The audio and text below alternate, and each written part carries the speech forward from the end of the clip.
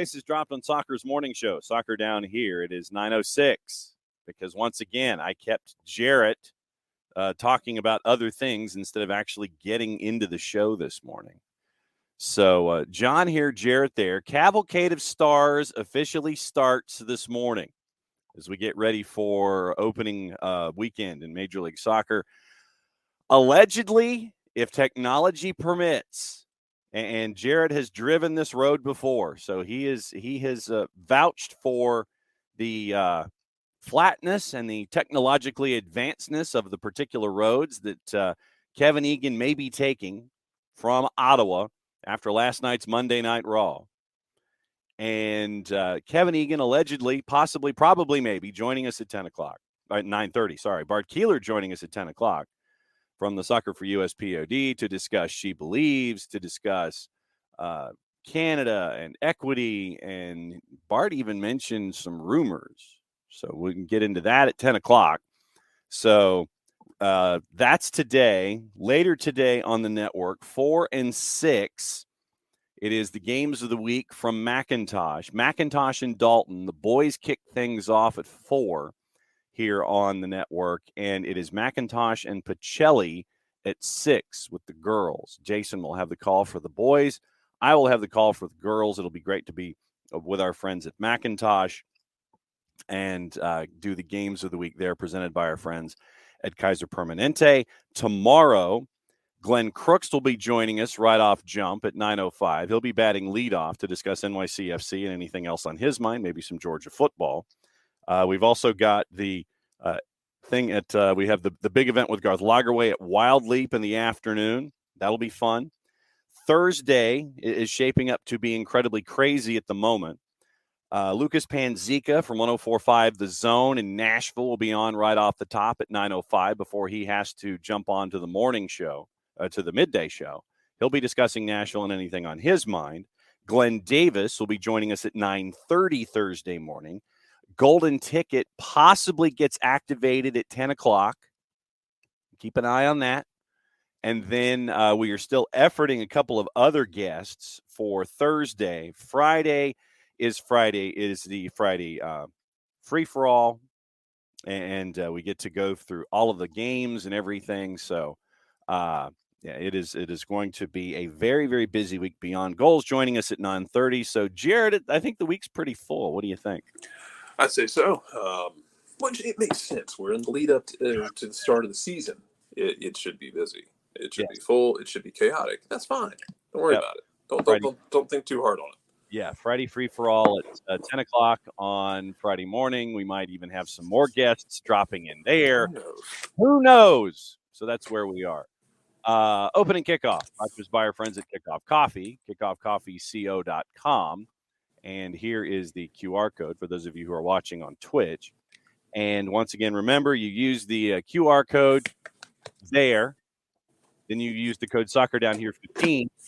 You get 15% off of your purchase from our friends at Kickoff Coffee. And they, in turn, take 10% and roll it over into the youth initiatives that they see and that they are a part of. Very, very cool stuff, our friends at Kickoff Coffee, kickoffcoffeeco.com. Somebody retired yesterday, and he posted a very, very long and lovely note about the sport that has embraced him for quite some time. Mikey Ambrose is hanging up his cleats in a professional sense, and he is heading on to the next stages of his life, whatever that is. I mean, it could be coaching. We know he's going to be a dad. We know he's probably got some early wake-up calls with a youngin'.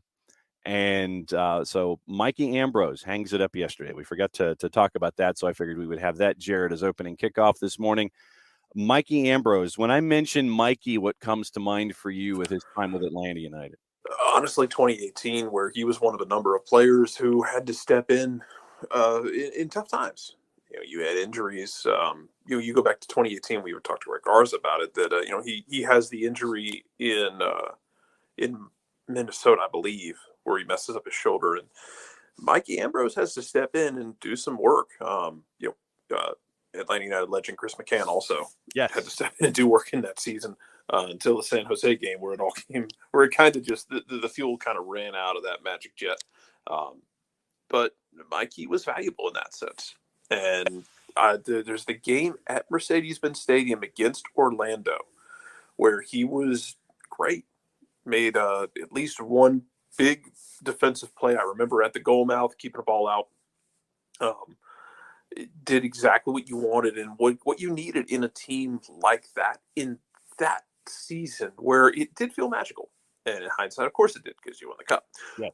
But you had guys stepping in and getting the job done where you might not have otherwise expected him to be. And he was that guy. He didn't have long stints as a starter necessarily, but you got to have guys who have that right mindset to say, hey, I'm probably not going to start 30 games, but I'm going to have to be good when I'm on the field and have the right mindset for it. And he did. And then I guess the other side of the coin for me with Mikey is what he was last year. He spent a lot of time with the Twos last year, and it was a tough season for Atlanta United too. It's a really young team. I think injuries really, especially with the first team, with the whole organization, really thwarted any plans they had to consistently have veterans on the field there. But he ended up being one of those veterans who would play with the Twos and provided some stability at that left back position, provided some leadership. It did the stuff that at that stage of your career that can make you really valuable in that you're working with the kids, you're going out there and you're showing them how to be professionals on a day-to-day and how to handle playing the game week after week when you're going to be tired, you're going to be sore, you're going to have to find a way to stay locked in. And Mikey was valuable for that last year. So I mean it's two different eras really in his time in Atlanta.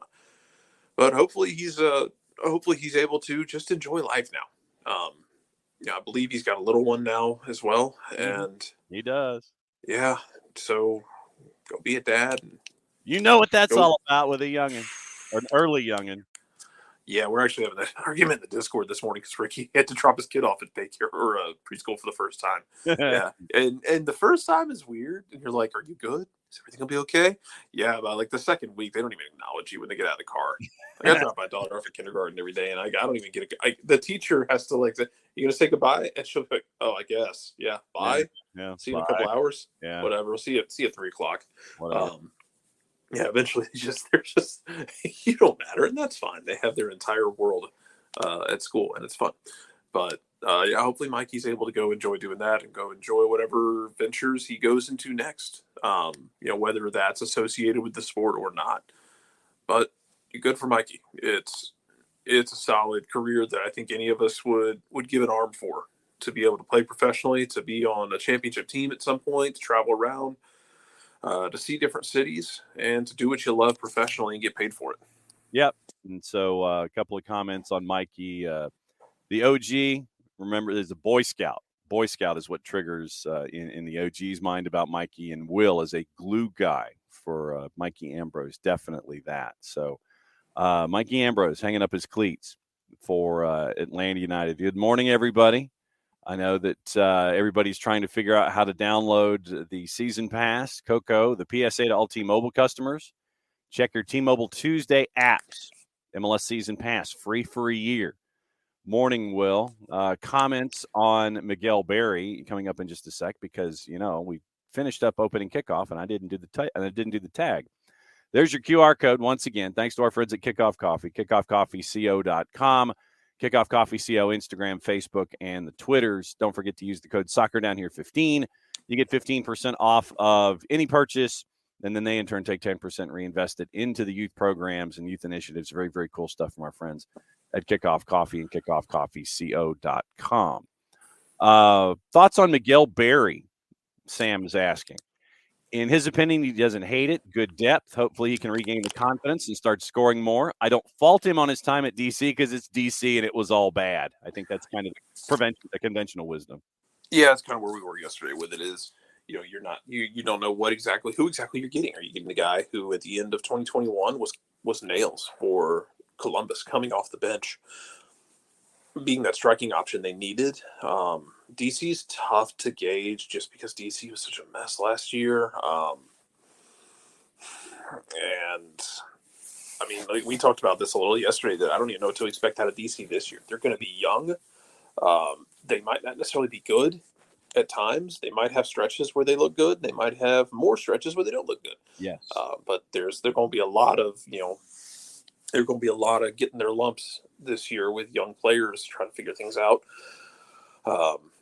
Maybe you need Doxy to pull them out of the fire a couple times, that kind of thing. But yeah, man, 2022 DC is a hard thing to measure in that sense because it was just not good, and he was not able to rise above it. And to that point, yeah, he wasn't able to produce there. You're hoping you get what you had in 2021 out of him, what he was in at the end of 2021 Columbus. And if Yakumakis is starting, then you're hoping Barry's able to come on late in games, maybe chase things, maybe contribute and cause some trouble. And we'll see. And I think Tom asked about Yakumakis for this week. I have no idea. Well, I assume, and unfortunately, I won't be able to get to media availabilities this week during the week. Day job gets in the way of that. But I would expect there to be questions and answers, so I would keep an eye on all the usual reporters about that, because I'm sure that it'll come up. And a lot of it's just going to come down to getting the visa sorted out and just getting through the dredge that is bureaucracy in this country when it comes to that sort of thing. Yeah, and so the question up top, if it's not Gigi, is it Barry? Is it Jack? Do you try something a little different? With someone who is not in that traditional point of the spear. That's probably the larger question going forward here. And waiting for Yakamakis and what he's going to hopefully give Atlanta United fans. So we'll catch up with that. So just keep an eye out for the press conferences this week and see if we have any up-to-date answers when it comes to what's going to be happening up top this weekend against San Jose. Will, it occurred to Will later, Jarrett, considering the discussion we had a few weeks ago regarding religion connecting to soccer style, Neil Lennon really was the perfect Celtic manager in the little discussion. Oh, he was on a number of runs. I mean, he had been I think he's still the only manager to captain them to a round of 16 Champions League game and then manage them to a round of 16 Champions League game. He got basically mauled to death in that managing one against Juventus back in like 2012, 2013. Yep. But he also he had very strong, Celtic FC energy. Even going so far as there were concerns about pipe bombs, or not pipe bombs, excuse me, but mailbox bombs, explosives being placed in his mailbox. Yeah. It continues to be an ugly situation between people just basically being dicks for no good reason because they feel like they have to. Yeah, because they're dumb. But yeah, thankfully Neil Lennon's not my problem anymore. Yes, thank you. Yeah. All that aside, Neil Lennon's managerial tactics got left in the dust at this point, and his managerial ideas aren't the same. I think he's off of Cyprus, and I think it was suspected that he's not going to take any job right now. Yep. Because then his Cyprus earnings would be taxed. So. Yes, that is absolutely true. For him to maybe do something next year. Yeah. Wait until everything purges out from. Hey, at one point he was 4-1 for the Aberdeen job. Yeah, he was. That's just a hell. They're not, man. Like he would fit the style that apparently they want. Yeah. But man, like no. And obviously, all of our thoughts are with Dave Cormack, the chairman, who is having open heart surgery, and hoping that he gets through that okay, and that recovery is manageable on the other side. So keep an eye on that as well. Sam on Mikey Ambrose and Ropes. To answer your question, we're all over the place until 9:30 when. Hopefully, allegedly, if the Canadian throughways will be cooperative with cell service, we'll have Kevin Egan on at 9:30.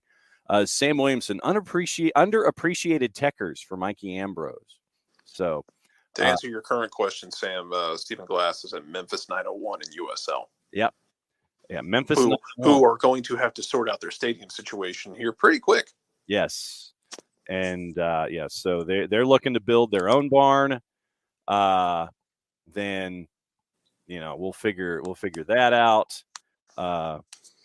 So okay, so all right, so here's our first update with Kevin. Kevin's in production calls, so he might be a few minutes late, and so we'll keep an eye on that. So I'm literally texting Kevin right now, and so we'll keep an eye on that.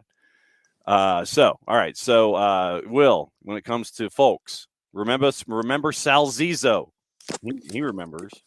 This is literally the meme that people talk about sometimes. Of people will just sit around and name former athletes. Yes, we will. We'll name just old Atlanta United players.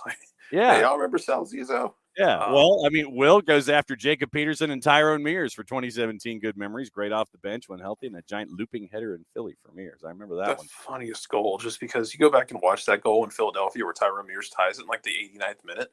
And I mean, it's like he hits it at the edge of the box, and it just kind of loops in over Andre Blake. And there's nothing Blake could do. I mean, he had come out to clear it, and like it got partially cleared, and it fell right to Mears, and he just looped it over Blake. But you go back and watch it, it happens in slow motion. Yeah. Like, it's the slowest goal you've ever seen, and the ball just kind of floats through the air pretty harmlessly, and then just settles into the back of the net. Yep. So, all right. And Abby and everyone is trying to download the MLS Apple stuff. And Ricky Ricardo with the public service announcement for the Droid users. And once again, those of us who are Android users, thank you very much. And Ricky also, catch up with Ricky about season pass as well. Coco, Taxi Funta should have gotten more MVP votes for his work at DC last season. I mean, maybe down ballot once, but once he stopped being white hot for that stretch of the season, really didn't do anything at the end of the season. Like he went really hard. Let's track this back to baseball. Let's dig our hands deep in the dirt and remember Bo Hart. He did a Bo Hart. Bo Hart came up with Milwaukee and was absolutely unplayable for a month or two. Like he was like Jeff Francoeur good coming up from the minors. Like where you're like, there's no way anyone is this good. And yeah, actually he wasn't. He cooled off very quickly. He really did cool off pretty quickly. He did, yes. Just like Jeff Francoeur, because everybody realized that Jeff Francoeur will swing at literally low and away. I'm sorry, Bo Hart was with the Cardinals. Because when Bo Hart came up with the Cardinals, he hit like almost 500 in like the first month. I mean, he was absolutely insane. Mm-hmm.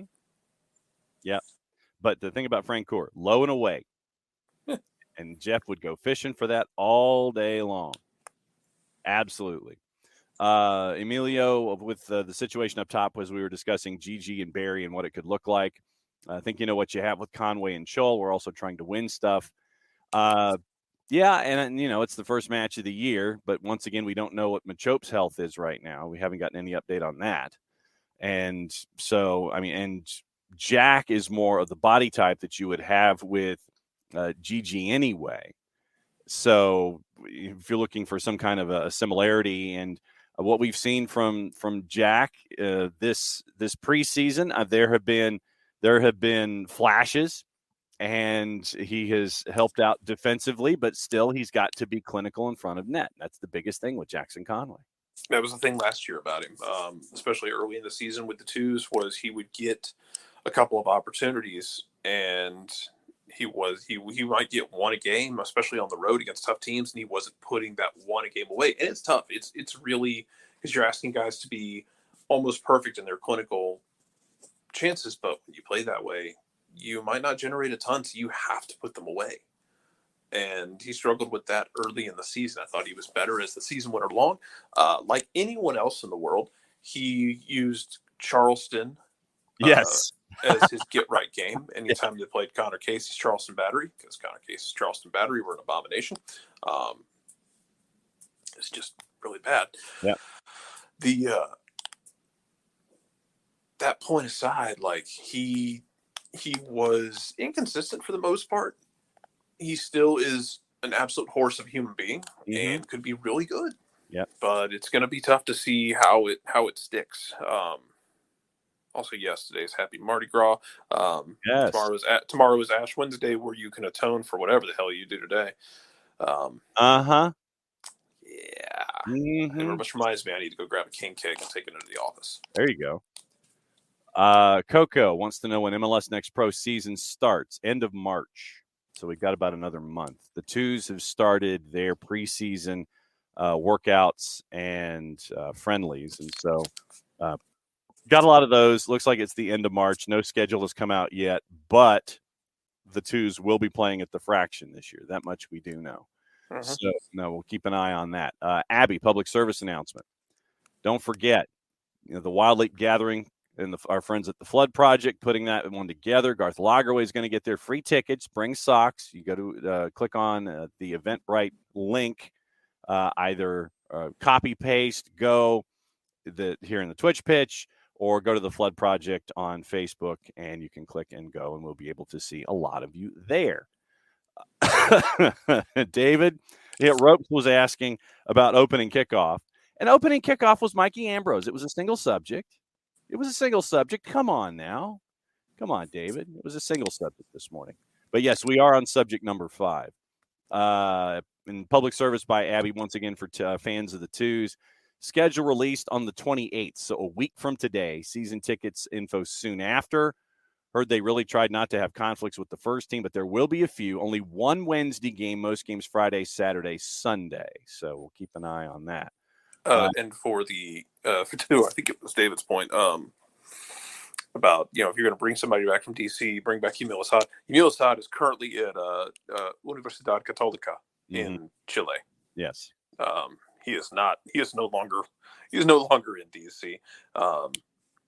He just didn't really stick there long term. I think he went back to Velez for a bit and really didn't do anything. And then he was outrighted by DC at the end of 2021. Yeah. So, I mean, we can dig up the Emil Assad statistics here really quickly and see what he's been up to since his last tour with DC. According to our friends at Transfermarkt, Emil Assad is playing it without Club FC. Oh, he must have gotten released by Católica, or it was a 1-year deal or something. Okay, well. Yep, released. It was over. He signed February 4th with Universidad Católica. The deal ended at the beginning of the calendar year, so he is currently without Club FC. It's a weird career, man, because he comes here on a flyer. You're taking a flyer on Emil Assad in 2017. He comes in, he absolutely works his ass off, and he's really good in 2017, and just isn't able to loop it into 2018. I'd love to get an oral history of that one day as to what went down, because he ends up in DC, and he's fine in DC. He's fine for the first year, and then just kind of goes back to Velez. Doesn't do anything at Velez. I don't think Velez wanted him there. They had I shouldn't say they didn't want him there. Maybe he was fine in the building, but they didn't have a use for him on the field. So he goes back to DC again, and then doesn't really do much. And then it's just, it's like he was not able to recapture what he was in 2017. Right. 23 matches for DC in 2020, 3 goals, 2 assists, 16 for DC in 2021, 2 goals, 1 assist. Then he goes to Universidad Católica, 13 matches, 1 goal, 273 minutes. And so now, Emil Assad. Yeah, actually, he scored more in 2018 with DC than he did with Atlanta in 2017. So that's the latest on Emil Assad. Then Coco on Taxi Funtas. They was thinking Taxi should have gotten down ballot votes, nothing near the top, but just as an appreciation for dragging that team along, no doubt. That is without question. Yeah.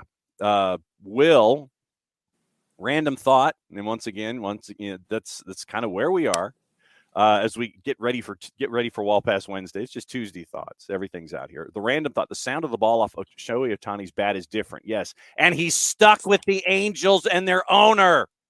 Sorry, let's preface this that John is an Angels fan and has been, because John is originally from that area. Yeah. And is it fair to say that your club is still atoning the sins of whatever it took to win the 2002 World Series? Yes, absolutely. I was there covering that series and was in right field at Angels Stadium when you got to see Tim Salmon and Barry Bonds treat baseballs like they had stolen something. I think it was either Salmon or Troy Glaus, but there's the home run that we've done this before, and we'll get back to soccer in a second. We've done this before though. There's the home run that Barry hit. It might have been off Percival. Yeah, it was into right field, and you never see it land. No. And I think it might have been Tim Salmon. It might have been Atlanta Braves legend Troy Glaus. You see them mouthing, "That's the farthest ball I've ever seen hit." And you just never see it land. It's like the natural. It is. Where look, I get it, man. Cameras weren't the same in 2002 as they are nowadays. But it's nighttime. Barry Bonds hits that ball into right field. The camera goes wide to try and catch it. Nope. You see it in the air, and then it just vanishes. I'm assuming that it reached whatever speed was necessary to jump through time and space. Yes, that is absolutely true. And we will see it end up in it'll end up with Connie Mack in some game in the middle of Philadelphia in like 1920 at some point. It'll just kind of appear and folks will sit there and go, "What is this? What is this?" It'll just kind of show up. Let's see. Austin feels like Austin Riley from Will. Is the universe giving us a second chance at Frenchie, and MH2 is our second chance at Hayward? I could stipulate to that. Yeah. Hey, you know what, though? Jason Hayward made enough money for 8 lifetimes. Good for him. Yes. Like a freaking lightning. Will says it's like a freaking lightning bolt meeting a Kenny Omega one-winged angel. I could see that. Steven Gerrard's linked to PSG. I'm sorry, what? Yeah, exactly. According to our friends at Football Scotland, that did not get the breaking news sounder because it is not breaking news. But by the way, Jared, we do have a breaking news sounder now. Okay, we do. Perfect. We do. Yeah, but the Steven Gerrard news did not deserve this. It did not deserve that. All right. So, so apparently, according to our friends at Football Scotland, Steven Gerrard in sensational PSG manager link as ex-Rangers boss in frame to boss Messi and Mbappe. Sure. Okay. Yeah, maybe. All right. Okay. Sounds like a plan. Okay, so Abby's also looking for Steam mop recommendations for anyone who has them because her 25-year Steam mop broke. Wow. Let's see. Got to go. Abby also has to go pick up new flags for the new players that she doesn't have. Will with an go for it. I'm begging you, just get Shohei here. Like I get it. Atlanta is much more of a hitter's park than Turner Field, which was a little more neutral. But he could still be fine here. And also the ball absolutely jumps to right field at Truist Park. He might break the chop house. Just get Shohei here, man. That would be just epic. Tell Liberty Media to shell out for it. Everybody's under you're at this point you're paying half these guys like 7-year $14 contracts. You might as well just shell out and go get Shohei. Even if he starts to slip in one dimension, whether it be pitching or hitting, he could do the other side of it just fine. Mm-hmm. Yes, that is true. Let's see. A note from MLS Next Pro and Will. Huntsville's going to start on the road. First home match allegedly mid-May. That's because they're trying to get the stadium ready. Also, got a bunch of rocket scientists out there. Just tell them to get to it. I know, really. Apparently, Shohei Ohtani, according to Coco, announced he'll hit free agency instead of signing long term. He doesn't want to stay there forever with art. Look, I want him and Trout to find good homes. That's what I want. I want him to find good homes. I'm to that point right now. So it is those two guys and everybody else right now. And Artie Moreno's like, "Yeah, I'll sell," and then he's like, "No, I'm going to hang on to it." And so to today, David's point, does demographic of fans matter? Those West Coast teams benefit from marketing so much more with Shohei. Yeah, we've seen this in Seattle as well when Suzuki was there in 2001. Then Ichiro was there forever, and was and still might be the best hitter I've ever seen in my life. Yeah. Just so absurdly good. Like the story I had heard from people out there was that Ichiro could have been hitting 30 home runs a year if he had wanted to. He wanted to, absolutely. If he wanted to, he could have. It's that he was fine just getting base hits. Yeah. If he wanted to just rip 30 home runs a year, wouldn't have thought twice about it. Just didn't want to. Yeah. Yeah, it's interesting though in that sense. To your point, like having those West Coast, having those guys out on the West Coast with a higher density of Japanese population that can be marketed to by the teams. I'm sure it matters. I mean, Yes, you've had it happen here. Kenshin Kawakami, Atlanta Braves legend, still pitched the most absurd game I've ever seen in my life. A 1-0 you victory realize Kevin Egan's over been Doc listening to Holliday. baseball talk. Yes.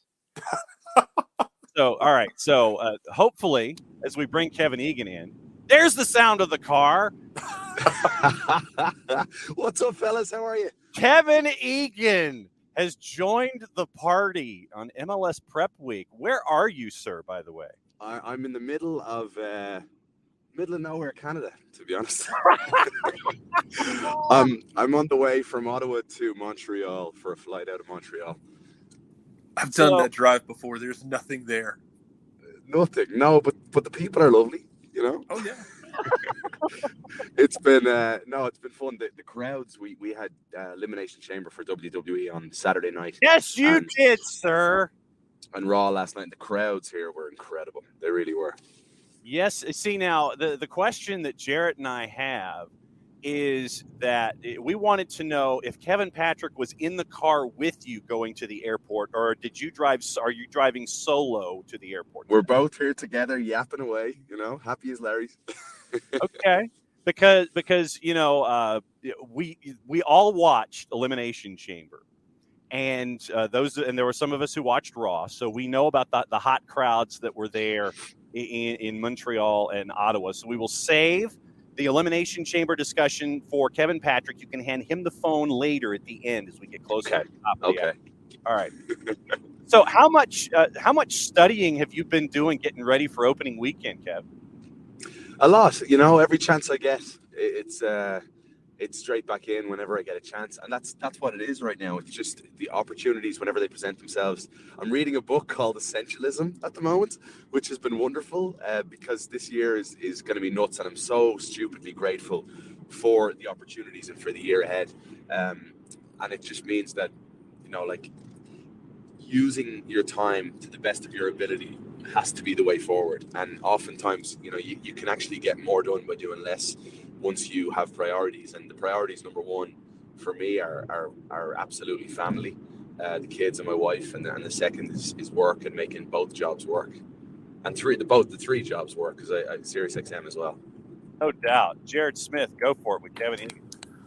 Yeah, and John touched on it a bit, but just like, kind of finding that balance. How has it been finding that balance, with the announcement for Apple TV of we know Atlanta so well, but expanding that out to more teams beyond just doing opposition research, I guess. Yeah, and I hope you're doing well, Jared. Great to hear you. The thing is, I actually think it's going to be so much easier now, and I'm not just saying this as a plug for Apple and MLS Season Pass, but now that it's global, now that it's on your device everywhere you want to go, you can watch every game back. How easy is that? You get Wi-Fi on planes, and you're making notes, and you're just making it happen everywhere you go, and it makes it so much easier. If I miss a game and it's on Univision and I'm trying to, watch it back, it becomes incredibly tedious. And I get it, you can, record it on your YouTube TV or whatever else, but this just makes it so much easier. And I'm really excited. Like soccer is the game that I love, and it's always been that way. And I've been in love with MLS since I first moved to the US in 2009, and before that, when I used to go to Chicago as often as I could to see all my family over there. So it's going to be special to have Atlanta United. I've got the Atlanta United game at Mercedes-Benz this weekend. which I cannot wait for. I don't know if I'm breaking any rules by announcing Well, that. if you are, then what we're going to do, if since you just said it and you beat me to the sounder, I'm going to go ahead and do this. Breaking news. There you go. All right, hit the breaking news. Yeah, hit the breaking news sounder for you. I mean, it's Tuesday, so I figure it's, I'm sure it's out there somewhere. I haven't had a chance to check, but and I don't like, one thing I'm not doing right now, which I love, is going on Twitter. So I've deleted Twitter off my phone, and it's just freed up a lot of time, quite honestly. So, all right, since you broke news, even though we won't call it breaking news, what have you thought about what Atlanta United has done in the offseason, bringing in Abram, bringing in Yakamakis, and everything that you're seeing with a full offseason with Gonzalo Pineda in charge? This is the first year, I have to tell you this, the first year that I've felt like I either feel concerned or I either feel incredibly optimistic. And the reason I say that is, you look at the team on paper and you're like, okay, if everybody's fit, now with experienced goalkeepers, 3 options. Like CANWNT, like going back a few years ago, I remember looking at him being like, he's one of the most underrated goalkeepers in the league. Obviously, Quinton Westberg has plenty of experience, and we all know about Brad, and hopefully Brad is, fully fit, raring to go after everything he went through last year. And then throughout the team, Miles back is massive. The fullbacks, I have zero concern about Andrew Gutman and Brooks Lennon. And I especially, I'm stating the obvious when I say this, but I really think that if Yakimakis comes in and he hits the ground running whenever the paperwork gets sorted, hopefully for this weekend, Brooks Lennon is going to be the one that's going to thrive the most with him up front. But then the questions start to fall then, and this is where the concern sets in, is how is Miles going to be at the rate and at the level that he was beforehand after such a gruesome injury? Abram has been slated by many in the media, I'm seeing, as a starter. Why? Yeah. Parata for me, I thought was outstanding when he came in. Absolutely. Mid-summer. Think about it, he joined a team mid-summer and had the impact that he had in what was quite a struggling side and a poor side, all things considered, because they didn't make the playoffs, and he still stood out. I thought he was good defensively, obviously excellent. The highest scoring defender in Atlanta United history after half a season is pretty impressive. Yep. And then the other concerns, can Araujo produce the way we all know he can? Like, anybody who's watched Atlanta United games and has looked at this guy understands his potential, but has he got it within his own head to make it work and to be smarter in terms of, he takes the ball on the right hand side, he cuts in, and there's runners, there's options, and he takes a pot shot from 30 yards. There's certain moments in games where you're like, okay, if Gonzalo Pineda gets a full off season with all there's the Canadian roads. Hang on, Kevin. Hang on.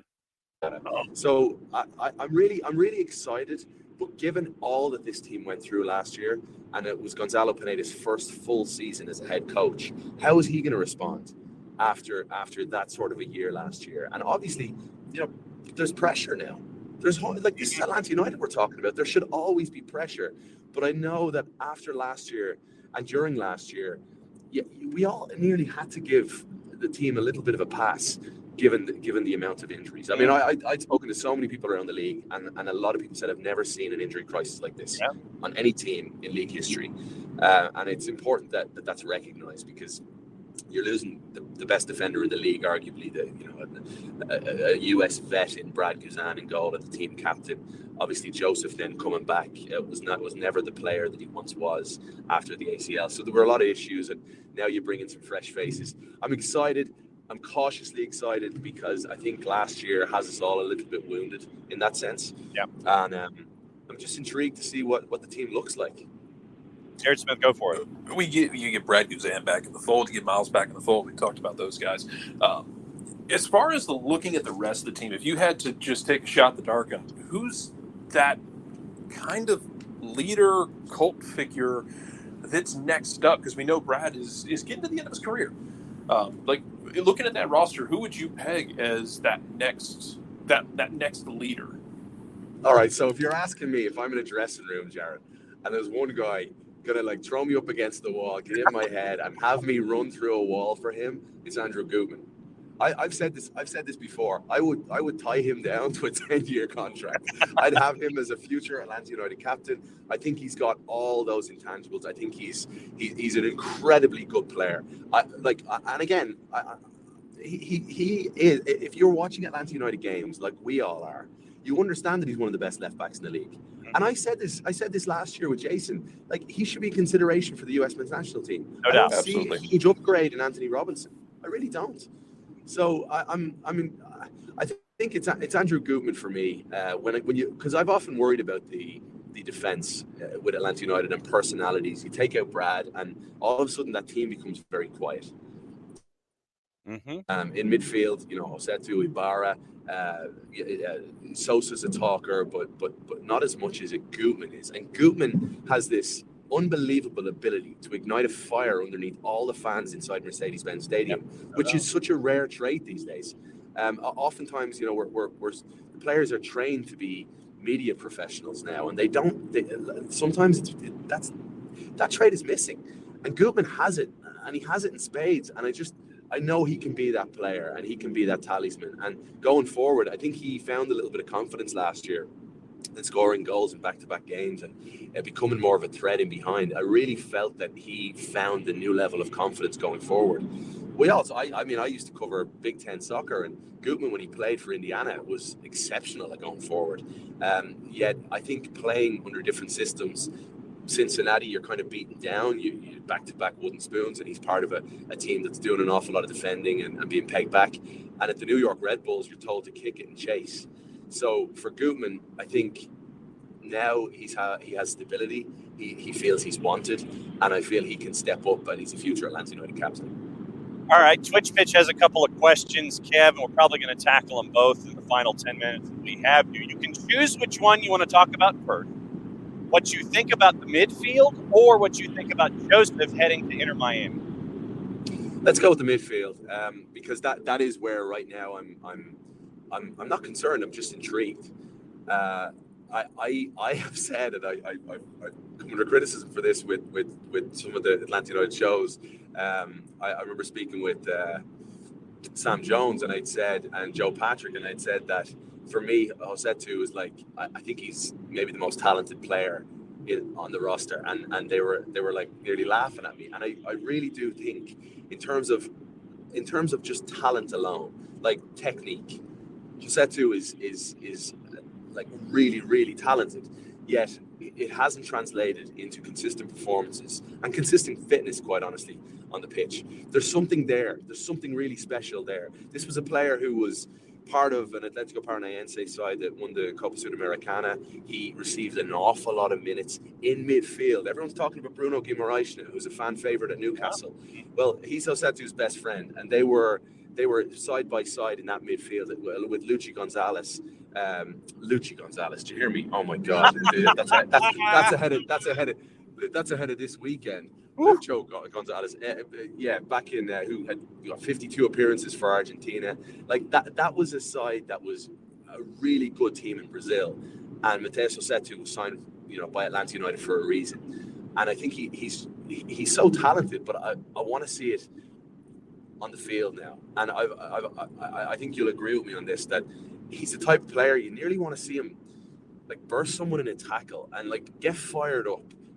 Get a booking if need be, but just do whatever it takes to fire him up and find that edge within a game, because technically he's more than talented enough. The other question I have about Matheus is, like, what exactly is he? Because we've seen him at times play as a 6 and 8, at times a little bit further forward. We don't see him threatened too often in front of goal, which we did in preseason. Going back a few years ago as well in Birmingham. So we know he can do it, but he's the player for me that if you're asking me, like, is there one player that you want to see step up the most? It's the two Brazilians. It's Osetu and it's Luis Araújo. And then I want to go back, actually, shift this thing in reverse. I want to ask you about, because you're talking about Gutman, with so many of these guys nowadays, you have the media training, you have, you have this media relations thing, and how much fun is it for you when you can break through that with a player, where you can get them almost out of that media training and just get them to just be a human for a minute and just discuss things in a fun, exciting way? Yeah. Do you know what? If I was doing that media training, I'd do it all differently, Jared, because the way they're training some of the players these days, it's shocking. Like, I'll let you in like a little bit behind the curtain here. When Brad Guzan was doing the AmFam Cup, what was it, last year? Yeah. When he was up in the booth and he was with Gillian and I for that game, I had said to him, you know, how you feeling, whatever else, and he said, oh, you know, we do a lot of media training. We did a lot of media training with the national team. I was like, stop right there. Uh-oh. Do not bring any of that. Like, I want you to be yourself. Have fun. Like, you understand, you're wise enough at this stage in your life to understand what's acceptable to say and what's not. You know, what's fun and what's inappropriate, for example. So you use your own nous, your own maturity, and have fun out there. And I thought he was absolutely brilliant. I said to Brad, you've got a future in broadcasting if you want one, because he was himself, he was natural, he was fun. But if you bring the media training, forget about it. And so often in broadcasting, you know, former players, they find themselves on the precipice a lot. Like Dan Gargan, year one with me, I'd say to him post game, I did the first 5 games with him before leaving, and Alan Green stepped in, and after like 3 or 4 games, I said, Dan, you're so close, but you're holding yourself back because you're still thinking you're a player, and that's where sometimes that media training can come in. But to your question, Jared, it is so much fun, and when you have a Gutman and you get a chance to chat with him, he's just himself. And he's wonderful. A lot of the guys are very much media trained, but there's some guys that we've yet to crack, we've yet to really like get to know. But Gutman is definitely one of those ones that I think everybody, when they chat with him, realizes the potential that he has as a leader, both within Atlanta United, potentially as captain one day, but also going forward to the national team. All right, the other question. Joseph now a part of Inter Miami, and Coach Neville said he's probably about a month away from getting the full song. Now that Joseph is with a rival, what do you, when you look at the past, when you look at the present and the future and everything with Joseph Martinez, what runs through your mind, Kev? I'm grateful. That's the first feeling for me, is incredible gratitude, both as a fan and as a broadcaster. You know, there's very few times in your career, and as a broadcaster now in Major League Soccer, I've had it twice. And I chat to other broadcasters, and they've yet to have it, where a certain player can spark something within them and give you special moments. Like Joseph, how many times did he score, whether it's miraculous goals, clutch goals, that for me selfishly, and for Gargan or for Mo, like, it's a gift. It's an absolute gift. The last thing you want are bland players with playing in a rigid system, you know, the game that's not exciting. Like in Chicago, I had it with Mike McGee. Mike McGee won the MLS MVP in 2013. McGee came in mid-season, and after he made his debut, Chicago Fire didn't make the playoffs that year. We're the best team in Major League Soccer statistically. And McGee brought personality, he brought a flair, we brought a passion for the game, everything that Joseph brought to Atlanta United. And Joseph brought more. You know, the way he connected with the 17s, it's just the way I feel about him leaving is I'm okay with it, because this is the world we live in. Like, nothing lasts forever, and I felt it was the best move for both parties. And I wish Joseph well, quite honestly. If you're relying on Joseph Martinez to qualify for the playoffs, or if you're relying on him not having a good season and whatever else, well, that's on Atlanta United. That's you shouldn't be worried too much about Joseph. You've got to worry about yourself. Okay, I want to shift it now, and we can pass the mic, metaphorically speaking, because you are in Canada for an amazing event. I do want to ask about the energy and the pop in the room Sunday. Yes, if you could get Kevin Patrick on the phone, that'd be good. One second, guys. Much Hey, KP, would you mind? Yeah. Hey, guys, how are you? doing well. Garrett Thanks Smith for has a question for you, KP. Thanks for taking the time and giving the wheel back to Kevin Egan.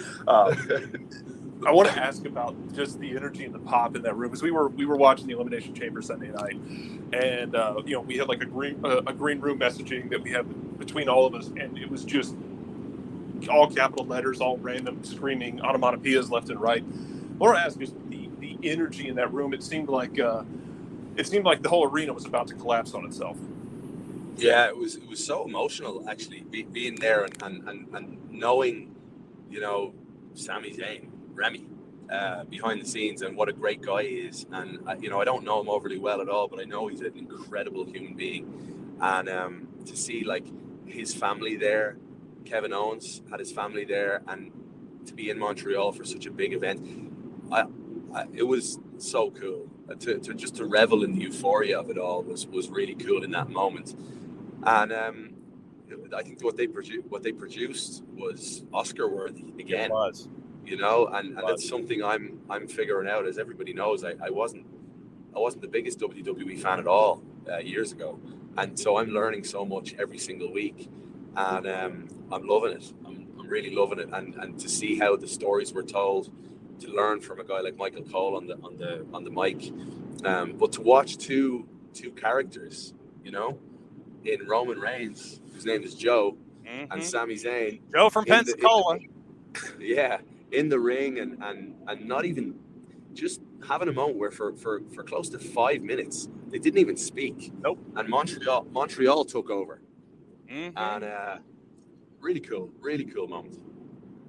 What has this been like for you, Kevin Patrick, to be a part of something where, you get to Elimination Chamber and it was 40 minutes of storytelling. It was an old school match where you had Roman talking to Sammy's wife. Sammy's wife is getting involved in the whole thing. And I think that what we have seen from Joe from Pensacola and Georgia Tech is an evolution where he has completely and totally embraced what he can do to a crowd. And especially you add that to the hot crowd that was there in Montreal. And it really was something special. Yeah, it was. I think one of the things I'm learning from, and I've become, my closer friends in there are some of the older superstars, quite honestly. And what I've learned from a lot of them is that with experience, you learn to slow it down a little bit. Yep. And if you watch like Roman Reigns and his movements are so methodical and full of depth, like his expression, the way it captures you. And he's so incredibly impressive. He really is. Like over 900 days now as champion, and basically, running WWE. And, that ain't nothing on Bruno Sammartino, KP. Yeah, that's true. That's true. But he's an incredibly impressive guy. I talked about essentialism earlier, and you think about what he has to do to manage everything. He's got 5 kids, and he's same age as me. We're a month apart.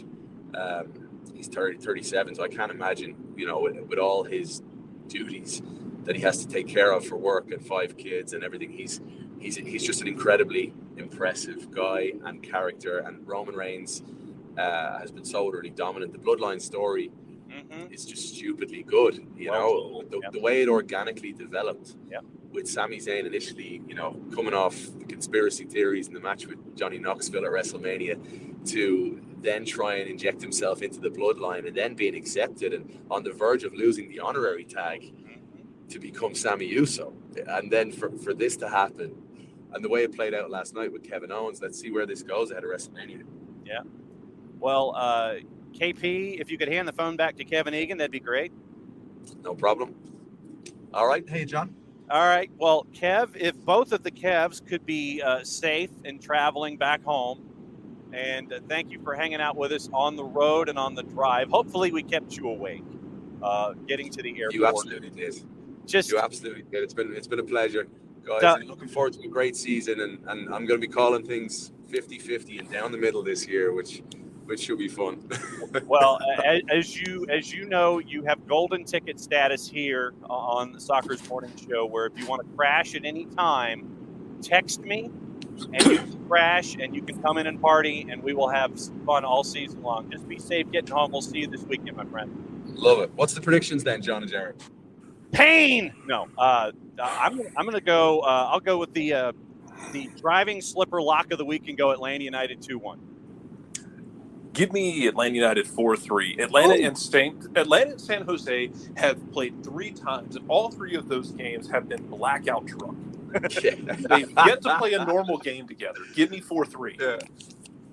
I think San Jose are going to be maybe the surprise team this season.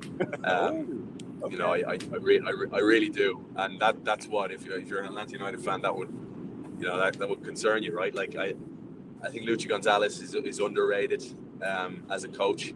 He comes back off being assistant and some time away, and he's probably evolved and grown an awful lot. And now he's a manager that we know is very good at dealing with youth. Yep. And with players like, you know, Benji Kikanovic and Cade Cowell, I think they've got that's just some forward-thinking players. Obviously, coming off the season that he had, Christian Espinosa has been lighting it up in pre-season, and then you add a piece like Gruezo in midfield with someone like Yule, you know, who's slowly, hopefully, getting back to his best. That's a good team. The question marks around centre back were always there. They were fairly brutal last year defensively. Obviously, a change of manager, but yeah, Jonathan Mensah. Yep. There's question marks around their centre back still and their goalkeeper, but I do think that they'll be a little bit of a surprise this year, and that's why I think I'm with Jared on this. I think this game could get drunken pretty quickly. I think I don't know if I was predicting anything, I'd predict goals. Take the over is what Kevin. It was what Kevin Patrick was saying. Patrick's tapping you on the shoulder, going, "Take the over. Take the over." All right, Kev, we will see you this weekend, my friend. Just be safe getting home, and we'll catch up soon. Can't wait. See you guys. All the best. All the best. Take care. Be safe. Wow. I don't disagree. I don't disagree with him. San Jose is a shot for if you want to take someone as a dark horse team that comes not necessarily out of nowhere to be great, but can cause problems. Yeah, man, you can do a lot worse than San Jose. Yep. All right. So, do you turn into a pumpkin? Just for a bit. Okay, because we bring in Bart Keeler now. So we've had the hot tag from Kevin Egan to Bart Keeler now. So, Bart, I know that we have like took a lot of people today here, John. Well, no, but that's like, well, dude, you know the roster for this week. You know, I know. how great. I know. But we got a lot of stuff to talk about, and I guess we could start with SheBelieves, and because we've got SheBelieves, we've got what's going on with the U.S. national team, we've got the Canadian national team, we've got Atlanta United coming up. So I guess we can start with SheBelieves and work our way forward. Takeaways for you from SheBelieves. This Mallory Swanson person that has ended up on the roster. I don't know where she came from, but Vlatko has really found something in Mallory Swanson. You know, it's like wherever she was previously, I'm glad Vlatko found her because Mallory Swanson has been pretty decent these last couple of matches. Yeah, Dansby Swanson scouted her pretty well, so that's where she came from.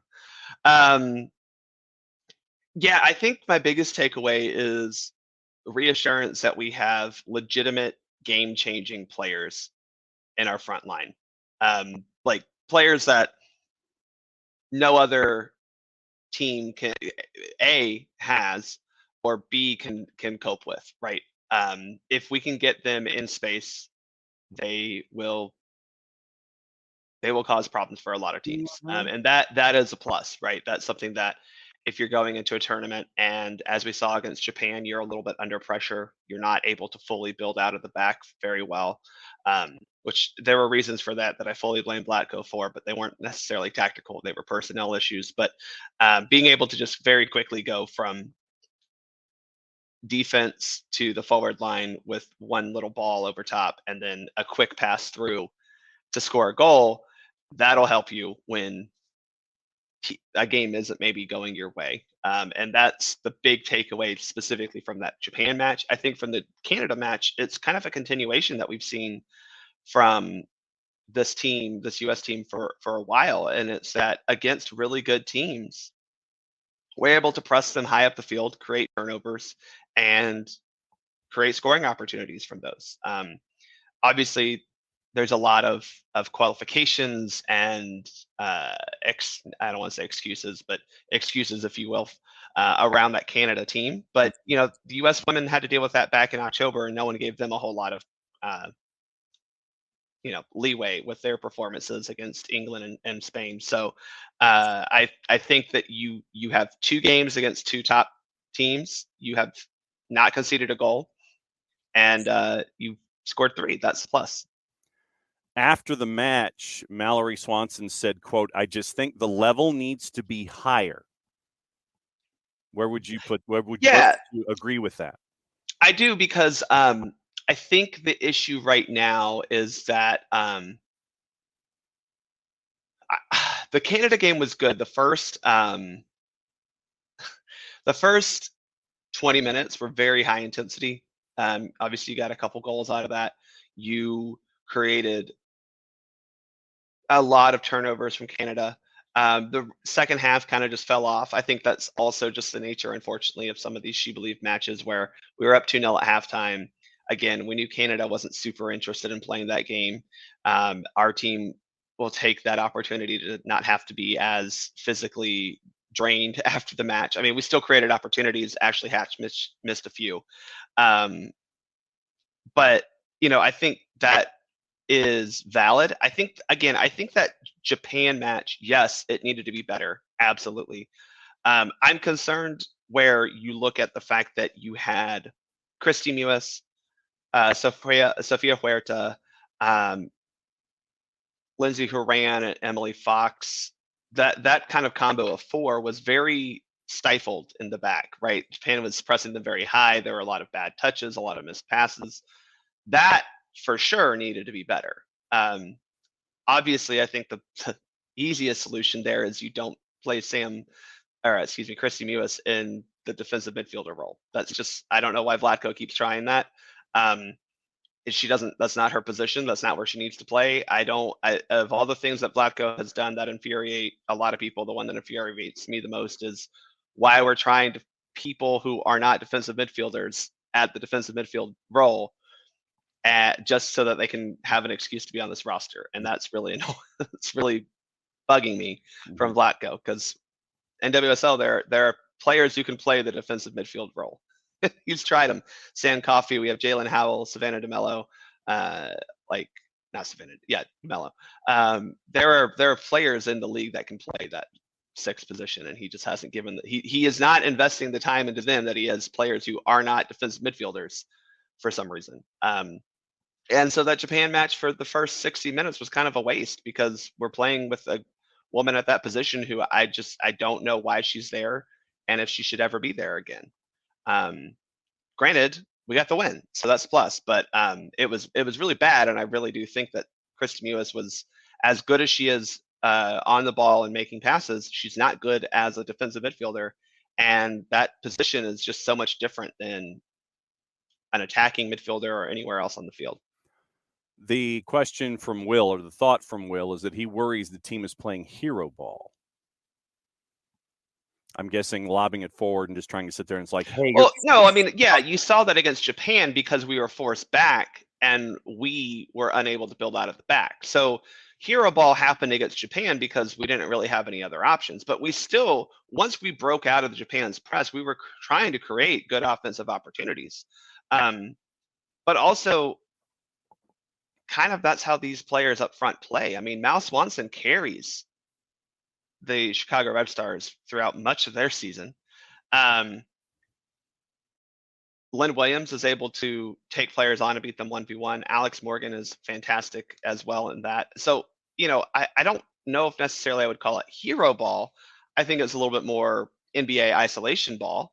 But they were still trying to create together. It was just, again, the problem was Japan, we were stuck back. And I don't think we've seen hero ball from this team. I think we've seen complacent crossing a lot from this team, but that's different than hero ball. Abby wants to know how full the stadium was. She knows how hard it was being a holiday weekend. I'm reluctant to give too much credit to Nashville for anything. So, but it was fun. Okay. Outside of the, as he gets the snicker going, Ropes wanted to know in the overall, what did you think of Lynn Williams' game on Sunday? She's still a player who is coming back from injury. I mean, she started for the first time and it looked a little bit, her decision-making was a little slow. And that's where I could see, and again, against a Japan team who was ready to be up on you as soon as you got a touch on the ball, and if not before it, she struggled a little bit with that. But, I mean, it's hard to take too much from Lynn Williams when she's been sidelined with injury and she makes her first start. So I think the positive is that she played about 60 some minutes on Sunday, which is better than that's a better sign than anything, her performance, if you will. We're still trying to get her back to playing on the field. Ropes, once again, Japan played a tough match. They'll be tough in the World Cup. How tough do you think they will be? Well, they've played 2 really good games in SheBelieves Cup and have managed to score 0 goals. So I'm tired of just giving teams credit because they play fun or tough. You got to win at some point. Looking at you, Spain, a team who has never won a knockout round in either Europe or World Cup play. So I know that they're fun, and it's, oh my God, they got all these great players, and that's great. I'm happy for them. I'll give Japan more credit because they've actually done things in the World Cup, but just playing tough doesn't always equate to winning games. I mean, you can ask Canada about that. They didn't win a single game at the World Cup this past winter, and but they played tough. So good job. And they're real proud of John Hurd. I want y'all to tell me that after, I don't know, we played Toronto, right? And we played them tough, but we lost, right? Talk to me about that then. So, when it comes to the Canadian national team, it is still a situation for me that is about 50 pounds of feed bag of all messed up. And it doesn't seem like there's any. You can buy one of those at Buc-ee's, by the way. A 50-pound feed bag? Yeah. I'm not surprised. You can get anything at Buc-ee's. We'll talk Buc-ee's in a minute. But it seems to me like it is a situation that right now is so incredibly untenable and broken. I don't know what to expect from Canada soccer toward the women's national team, considering that we're 4 months out from a World Cup, 3 months out? What are we looking at here? Yeah, I mean, you've got a World Cup that starts in July. Yeah, so let's say 5 months, and then you move a month for training. This seems so untenable and broken right now. Yeah, no, I mean, I am just proud of the women for going out there and playing soccer, given the fact that they clearly don't want to play soccer for this Canadian program, right? I don't know what Canada, again, I have so many questions for Canada soccer. The first one being, where did your money go? Because surely you, not only did you have the World Cup qualifying that could have given you a boost in revenue, you had a women's gold medal winning team, right? That you chose to not showcase to your fans at home. I mean, it doesn't take much marketing to say, hey, the Olympic champions are coming. We're doing a 3 to 4, 4 friendly series across the country where you go Montreal, Toronto, Edmonton, Vancouver.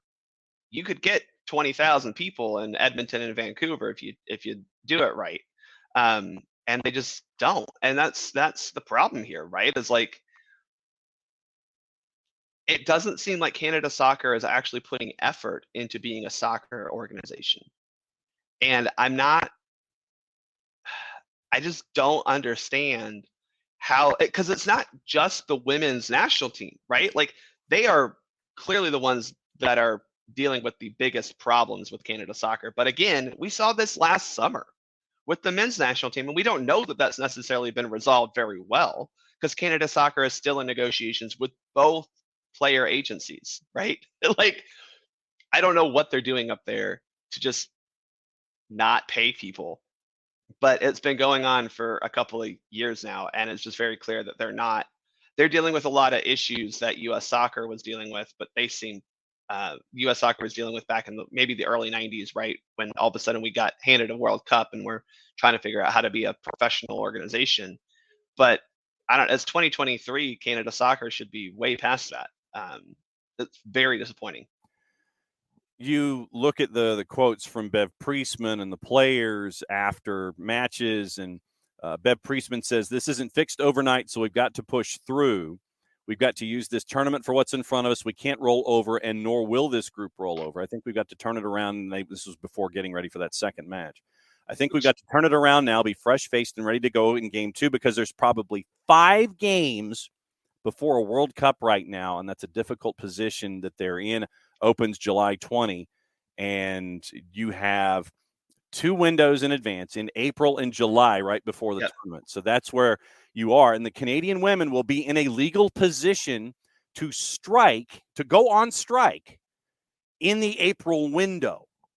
So if there is this labor impasse that will continue, that first window could go away completely for Canada as they chase gender equity, which is something they should have be treated equally in that country. But the problem there is that doesn't hurt Canada soccer. That hurts the players, right? Like them striking at this point hurts them in their preparation for a World Cup. Right. And that's what's frustrating too, is because Canada soccer, we don't even know if they were planning home friendlies for the April window. You know, like, I mean, I would, if I were them. Like, you're in a position where you can get a team like Mexico or a team like Colombia to come up to Canada and play you in April, or other World Cup bound teams. I mean, you could probably get a friendly with one of the European teams, or an African or an Asian team to come up to Canada and play a couple friendlies. So I don't think Canada soccer is being hurt by them striking at this point, other than not spending any money. They don't have to spend any money to do anything. And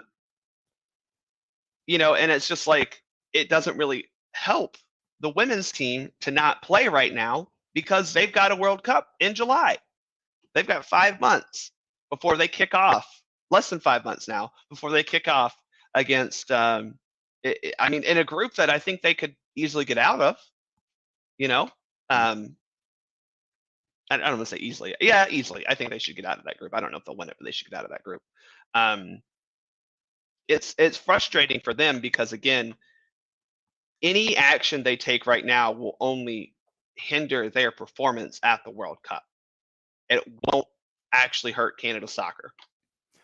Will is asking if it's possible, could the Players Union self-fund their trip to the World Cup, like represent Canada but not Canadian soccer? I mean, this isn't the Russian Olympic Committee type thing, right? Like, yeah, and that's what he was kind of getting at. Women's. I don't think they could do that for a number. I don't think FIFA would allow that. Yeah. First off, I mean, the IOC allowed the Russian Olympic Committee to do that. FIFA would not allow a team to do that. Yeah.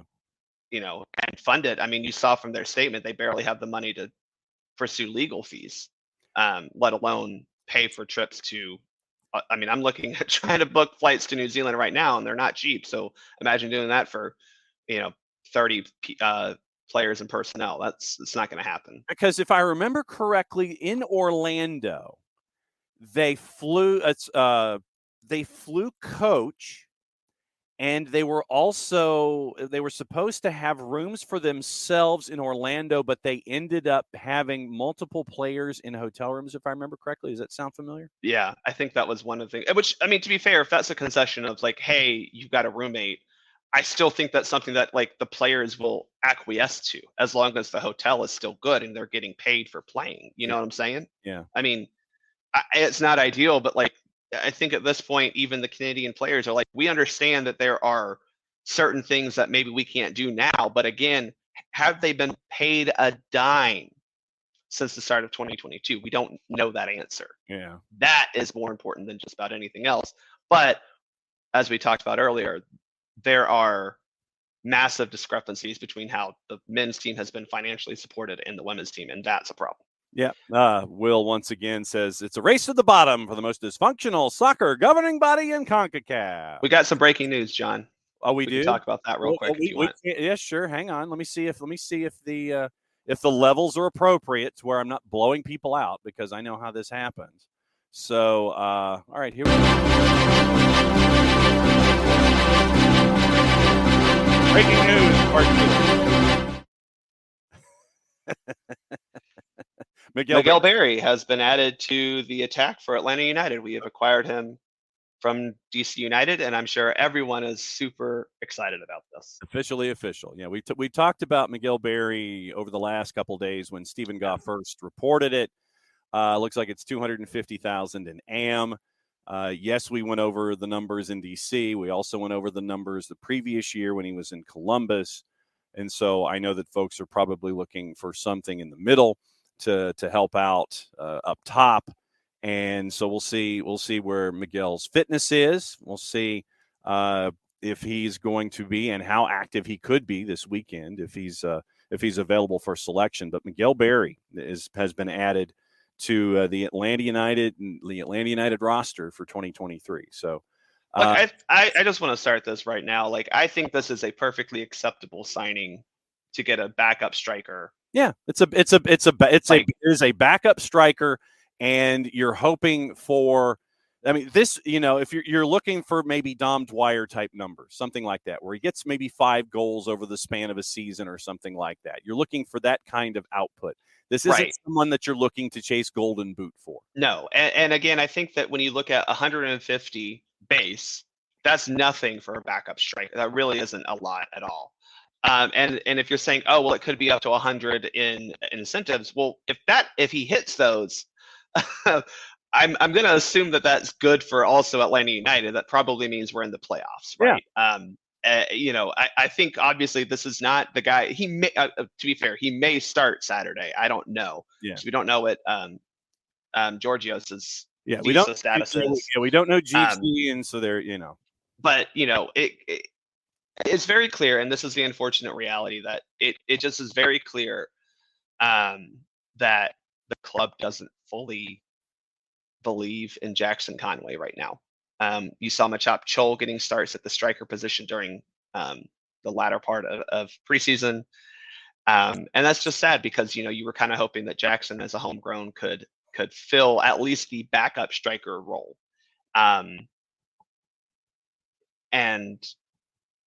it's pretty clear that that's what's happening, that they don't feel like he is at the level to be a backup striker. So now you have to go and spend 200, 250 in some sort of AM to find a backup striker. Well, and granted, Barry's not a bad, I think that's, again, I think it's a perfectly acceptable backup striker. He's going to be making the veteran minimum or whatever it is. Or is he a supplemental? Yeah.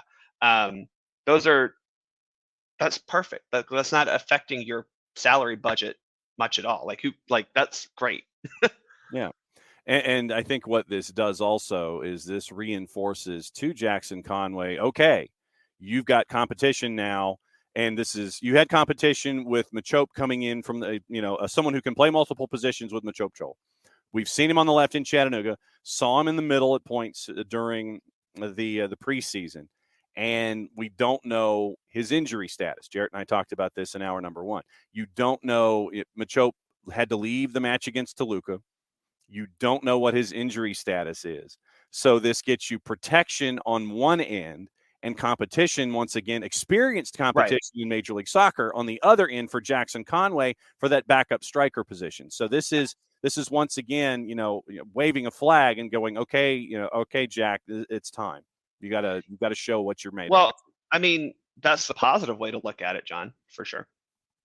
So I gotta be honest. I just think we've given Jackson a lot of opportunities and he hasn't fully taken advantage. I mean, granted, he still has one of my favorite moments in Atlanta United history when he scores the game tying header up in Nashville.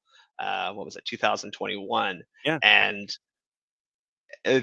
listen, that holds a special place in my heart because those Nashville fans were so arrogant about beating us, and then we ended up drawing them, and it was the best. I was like, this team was in shambles, and yet somehow we get a point out of it. It was fantastic. Yeah. Okay.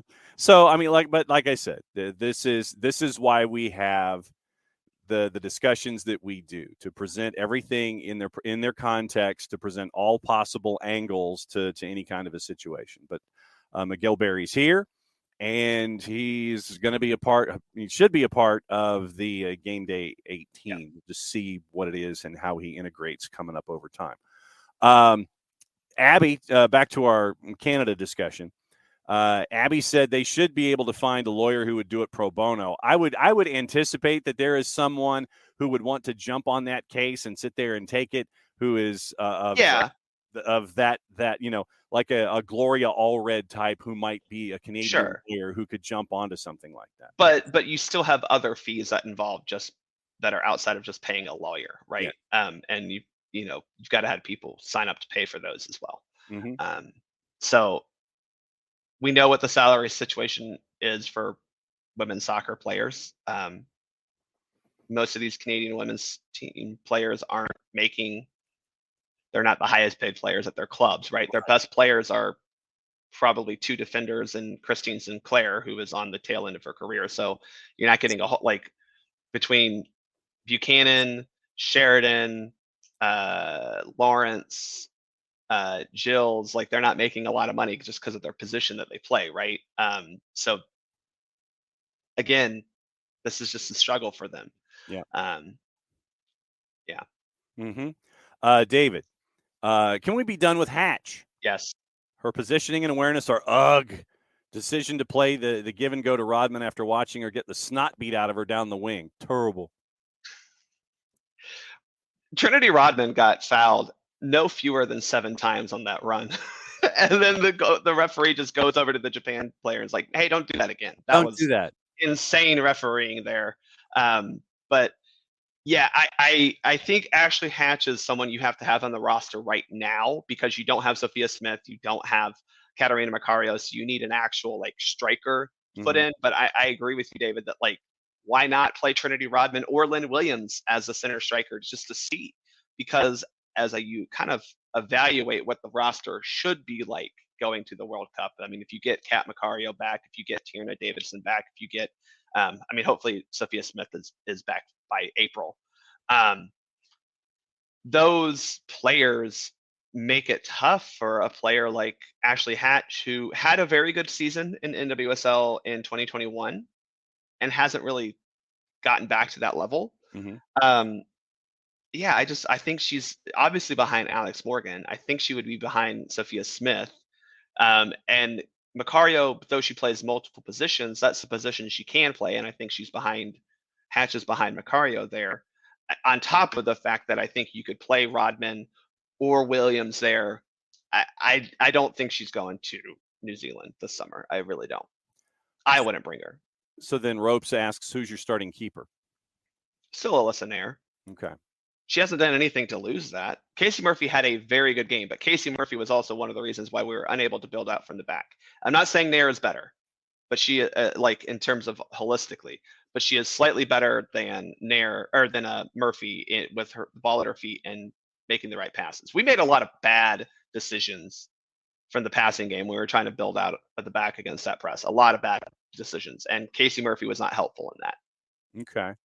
But no, it's Alyssa Nair. Sorry. That's who it is. No worries. A lot of folks discussing the Miguel Berry signing, the Airborne DJ Tom Russo. How dare you, Bart? You're supposed to crap on the signing. The fan base expects nothing less. I mean, if he's completely terrible, then yeah, we'll crap on it. But right now you go, hey, you signed a backup striker for 150 in GAM. Yes. Cool.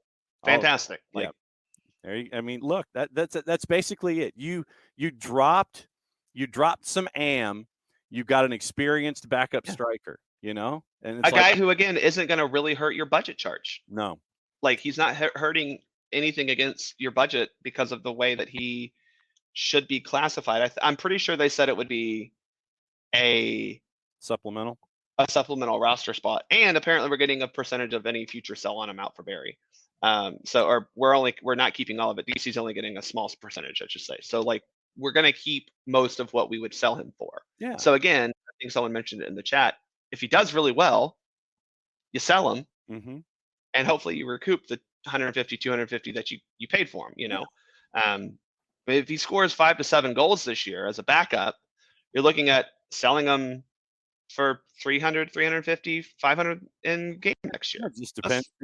And if it's out of country, it might be even more than that. So you don't know, but the thing is, this is low investment, and the anticipated return has a lot of upside to it. So if you get what you're hunting for out of this, then you've invested very little, and you can get more in return if you do sell him on.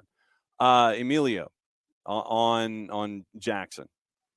Isn't the concern with Jackson that he doesn't fit the team's style? In other words, isn't great at making the runs similar to Gigi. I mean, the thing about Jackson is that, I mean, he needs to be more clinical, and he's had chances, and he just hasn't had he just hasn't converted them. He needs to be more clinical in the attacking third, and I think that what you've seen from Jackson in the preseason this year, I think you've seen him help out defensively. You've seen a couple of moments where, and I want to say in the Toluca match, where he's had the presence of mind and has made the pass that you're looking for in transition, those kinds of things. But you're looking for that to be more consistent over time. So I think that he fits what Gonzalo is looking for in that position, and with that body type, obviously it's a different expectation than, say, Luis on the wing or Etienne or Barry on the wing. It's just that first off, he's just got to be more clinical. That's the bottom line. You have to finish your chances when Jackson has them. Yeah, I agree. I think that he falls a little bit more for me in the he's like somewhere between Joseph and Cisneros. Yeah. And the fact that like he is more willing to make forward runs, but he can still be a guy who isn't afraid to get the ball at his feet and link up play. I agree. I think he needs to be more clinical. It comes down to every part of his game just isn't quite at the level he needs to be at as an MLS player. And that's, unfortunate that we haven't been able to get him from very good USL prospect to MLS backup even. Yeah. That kind of sucks. Yeah. So that's where we are. Then, we've analyzed what Miguel Barry means to this entire equation where Jackson Conway is concerned. We do have a question from Will, and it is not soccer related. I'm prepared to speak on this. Okay. I am. Jared Allen's curling upside. Could you please explain this for me, sir? Yeah. So for those of you who aren't aware, Jared Allen and some other former NFL stars assembled a curling team out of Nashville, and have been training for a couple of years with the goal of making the Olympics. We just had the U.S. Men's and Women's Curling Championships 2 weeks ago up in, where were they? Denver, Colorado. And Jared Allen beat reigning gold medalist or reigning U.S. champion and former gold medalist John Schuster's team. So you're saying Jared Allen beat golden ticket holder John Schuster? Yeah. Schuster ended up winning the championship. Allen did not even make the playoffs, I believe. Okay. So I think there's upside in the sense that you have 4 to 5 very competitive athletes who understand what it takes to be great. But I looked at that tournament, and I've been a big fan of Corey Dropkin and his Young Bucks team for a while. I think Corey himself is a fantastic curler, and he has some guys around him who are very good as well. But they didn't even make the final. It was Team Casper, who's the U23 team, who made the final against Schuster. I think Casper benefited a little bit from they just came off the university game championships, so they had a whole tournament playing together. They were feeling themselves, but. Yeah, I mean, I think Allen was good.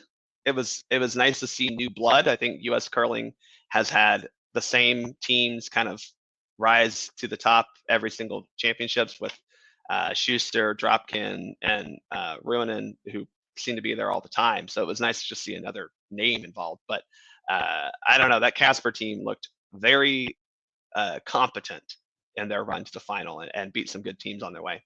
Okay, so Will is saying that what he's getting out of this is U.S. curling is deep right now. No, I don't think it's deep. It's not Canada. It is definitely, I think, deeper than a lot of the other countries. I mean, I think you've got Sweden with the Dean still going, but Sweden has some good teams behind them. Their youth teams have been good. Scotland's always going to have decent youth teams, but U.S. curling needs to just leverage the thing that all the other U.S. sports leverage, is that we have a lot of people with a lot of access to sporting infrastructure in this country. And again, Allen and his rink are from Nashville, so we have the ability to find different players and different teams all across the country, and they need to leverage that, because You don't have that in Scotland, in Italy, in Sweden.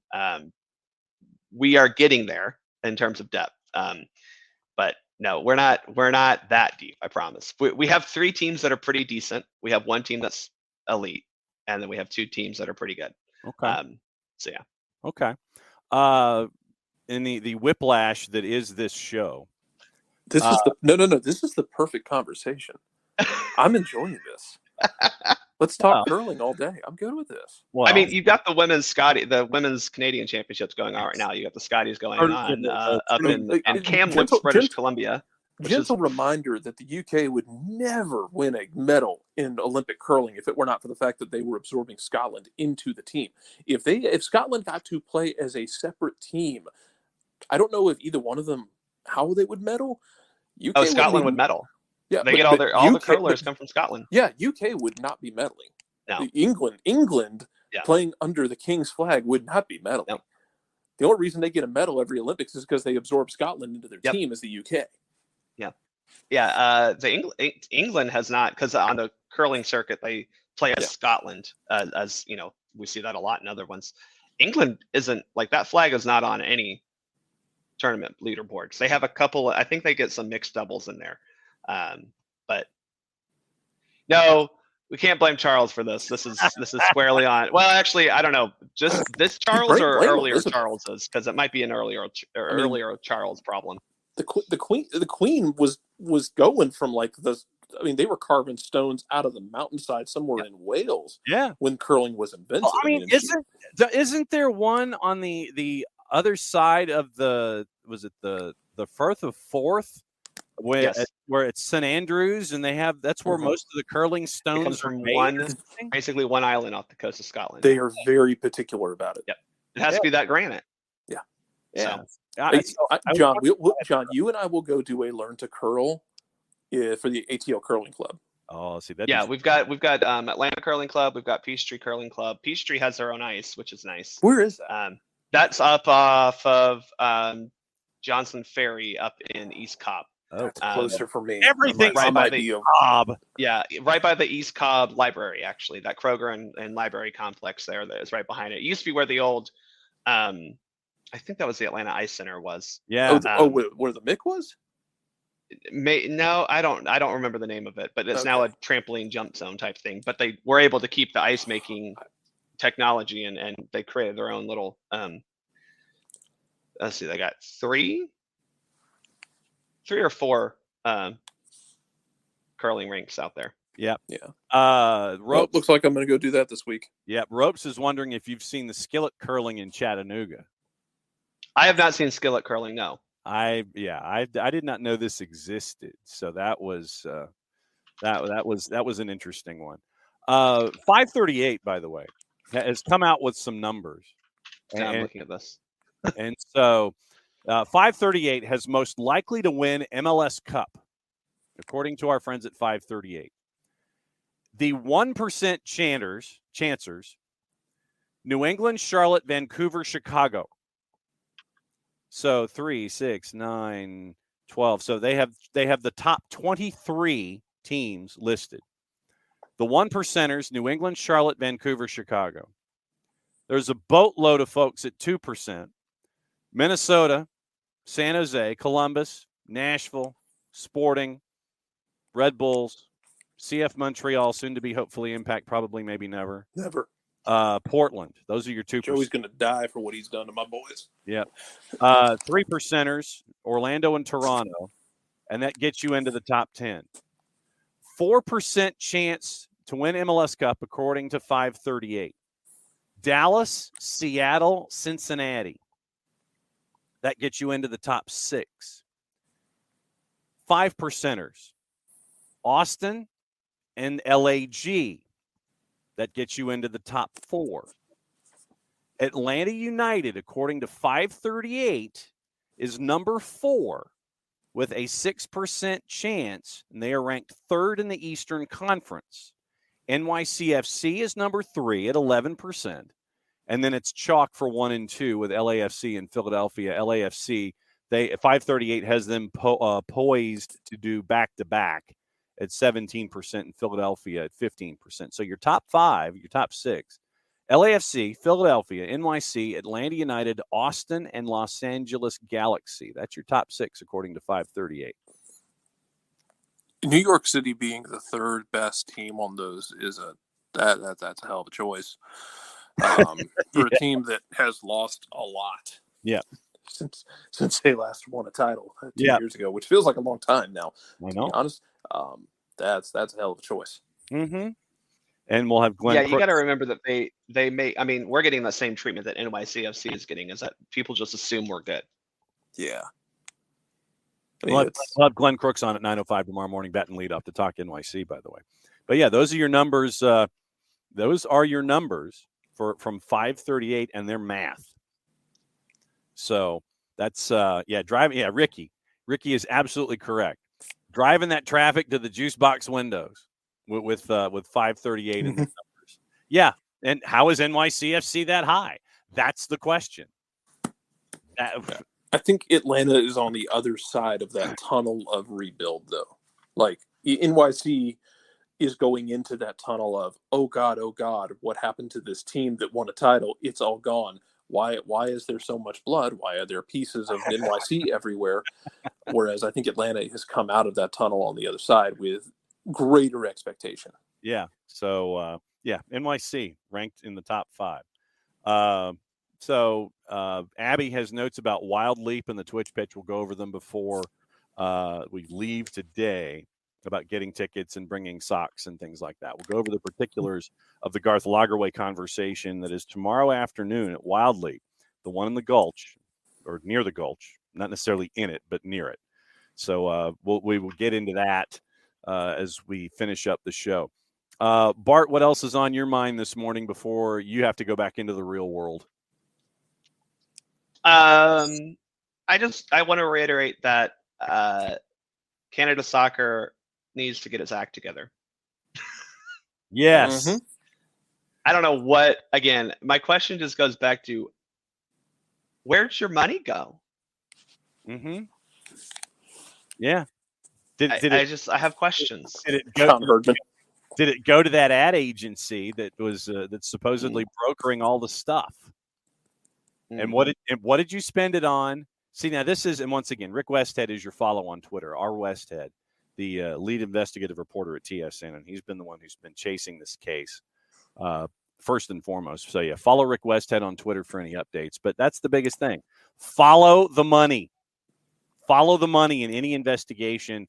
And right now, Canada Soccer has money out there that needs to be followed to figure out why in God's green earth and why in everybody's God's green earth has not been servicing the budget for Canada's women's national team. Will says it definitely didn't go to Nike or Adidas for the new World Cup kit. Right. I mean, these are the decisions that they're making that, like, again, this is a money-making opportunity that you passed on. Mm-hmm. What are you doing? Yes. 4-card. Where's the money, Lebowski? Where's the money, Lebowski? Exactly. I don't know, Jarrett, you tell me. Like, if it two decisions, I feel like they've completely missed the ball on. One, like a real friendly series for their gold medal winning women's national team in the midst of their World Cup qualifying run, right? That is money they left on the table. And the jersey opportunity. I mean, anytime you have new jerseys for the World Cup, if they're good, people will buy them. Not what Nike put out for the US, but what you can normally expect from that. Why? Why? Where? Apparently, we just needed to get Apple TV involved to get crazy jerseys. I mean, apparently, that's all we had to do. Maybe we should send Apple TV up to Canada. Apple TV said we're broadcasting in 1080p. You better have good-looking jerseys, right? What do you mean plain white jersey? No, we're not doing that. You're going to get weird. I don't know. I don't know what. I don't know if this is just like Canada's deciding that growing pains are on the menu. Because and the reason I say it like that is because so much of it feels avoidable. So much of it feels like you had door A which is just a door you walk out of, and door B, which is a hot slide on a summer afternoon with leeches at the bottom, and you chose door B. Mhm. You don't have to live this way. You don't have Yeah. to make these decisions. But Canada seems intent on doing so. And then just the kind of overall radio silence in response to everything that has happened with the women's side. We're playing under protest, and I get it. Like you to an extent, from a PR perspective, you don't want to dig the hole deeper, but you have to do something. You have to say something. Mm-hmm. Yeah. And the more you say nothing, to have great sentence structure here, the more you say nothing, the more guilty you look. Because if you don't come out and defend your position, even if your defense isn't the best defense, at least you're defending your position. We're seeing no defense of the position from Canada Soccer, none from CSB, and it's a bad scene right now. It really is. So that's why you got to see a lot of folks wearing purple, and I know that you will see folks continuing to wear purple as it goes. But so that's where we are. Programming question, Bart. When do we get to see the next SoccerForUS POD? Well, probably after the SheBelieves Cup, so we can kind of take stock of what all happened. Obviously, we have a game tomorrow against Brazil, which should be fun. I mean, I think Brazil's been an entertaining team to watch this tournament. Maybe not particularly all that good. We talked about it earlier, but they did not look the better team against Japan, even though they won. Right. They got blasted 2-0 by Canada, even though they played some good soccer. They're kind of going through a transition moment as well. They've obviously Marta's still playing, but this is going to be the first World Cup without Formiga, which I think she's been playing soccer since the dawn of time, so that'll be tough to miss. Yes. I'm interested to see how we play against Brazil. This is my other takeaway, John, that I forgot to mention. Vlatko, we don't need to rotate. Like, I know we're planning rotations to deal with the World Cup. Don't rotate. I understand some is going to be inevitable, but find your best 11 and play it. Yeah. We saw what Serena Vigman did with England this summer, and England is very talented up and down their roster. She kept her 11 and made subs when needed. Yeah. So what he said was he wants it to be as full strength as possible, as long also working with the medical staff to make sure that players aren't overexerting themselves. So hopefully we see on Wednesday a close to full strength squad. I think Rose Lavelle will most likely be kept out. I know they said that it's just a minor muscle strain, and hopefully she's ready for Wednesday. I don't think that it makes sense to play her now. And honestly, I think if you play Sanchez again, that's probably good. That is a player that I'm okay with replacing in a lineup at a World Cup, right? She's a little bit more dynamic. She gives you a lot of things Roosevelt does. So if Sanchez plays, but everyone else is as full strength as possible, that would be awesome. I would love to see Cook and Gurma again in that back line. But I think your fullbacks right now, gosh, Crystal Dunn on the left still, I hate to say it. Emily Fox on the right, that seems to be your best back line. But you need to play a real defensive midfielder. Put Andy Sullivan in there and just let's run, because I'm tired of Vlatko trying random people to play defensive midfield. Okay, two other things that just popped into my head, and one of them, ropes, is brought up in the timeline. Crystal Dunn told GQ magazine, quote, that it hurts at times, end quote, having to switch from her favorite club position in midfield, quote from the article. It's been a massive burden on me to switch who I am given the team that I play for, and it's something that I only go through. It's really hard to speak about. I think it's hard because I'm the only one who has to do it. I step into camp and I feel like I lose a part of myself. I no longer get to be Crystal who scores goals, assists, is this attacking player. I step into an environment where I have to be world-class in a position that I don't think is my best position, but I've owned it. I've made it my own, and I've tried to create it in my most authentic way, but I don't love it. I love playing, and I love competing, so that brings me up to the level that I need to be at, but it's really hard when I look around and I'm like, well, no one else has to do this, and I'm the only person who does not stay put in one position and always has to change given what my coach thinks of me. Then Vlatko was asked about what Crystal said, quote, Crystal has not expressed it with me recently. It's a choice. Nobody's forced to play on the national team. Nobody's forced to play in any position. And every time I've talked to Crystal, she just shares how much she enjoys being on the team and loves helping the team being successful. So obviously, as a coach, I'm happy to hear that, and I'm happy to help her in the position or the task that she has to do, end quote. I think we were all hoping that with the change in coach, we would see Crystal Dunn play in her preferred position. I think it's really sad that she hasn't been able to, because I do think she could give us a new layer of talent in that midfield that we have not seen for a decade. You know, I mean, we haven't been able to use her there. Bot alert, I think. It is frustrating. I understand. I can imagine for her, because she is a fantastically gifted midfielder. I think the catch-22 is she's also a really damn good left back. And you know, her biggest flaw is that she's a really good soccer player no matter where she goes. And you know, it is unfortunate we haven't been able to see, I think, her at her best for this women's national team. That said, she really does great things at the left position for the U.S. women's national team, and she's done that for such a long time. And I would have liked to see her play somewhere else, but she does make us better in that position. Last question for you. And this is because it's like things will pop up in my head, and it's like, oh yeah, I got to ask about this. If you're Nike right now, what are you thinking with the lack of inflation, proper inflation with the soccer balls at this tournament that we've continued to see? Oh, so apparently that it was a gauge that was faulty. That's really what it was. But yeah, Nike can't be loving the fact that like they're getting all their balls switched out because they're not inflated enough. Oh, too many comments. I don't know. Yeah, I don't know if Tom Brady is overseeing, you know, equipment management for U.S. soccer now, but Meg Linehan reported that it had something to do with the pressure gauge they were using. I don't know if that's the refs or the equipment staff for U.S. soccer, but it's annoying. Yes, quite. All right, so we will catch up with you as we go. Your plans for the remainder of the week, sir?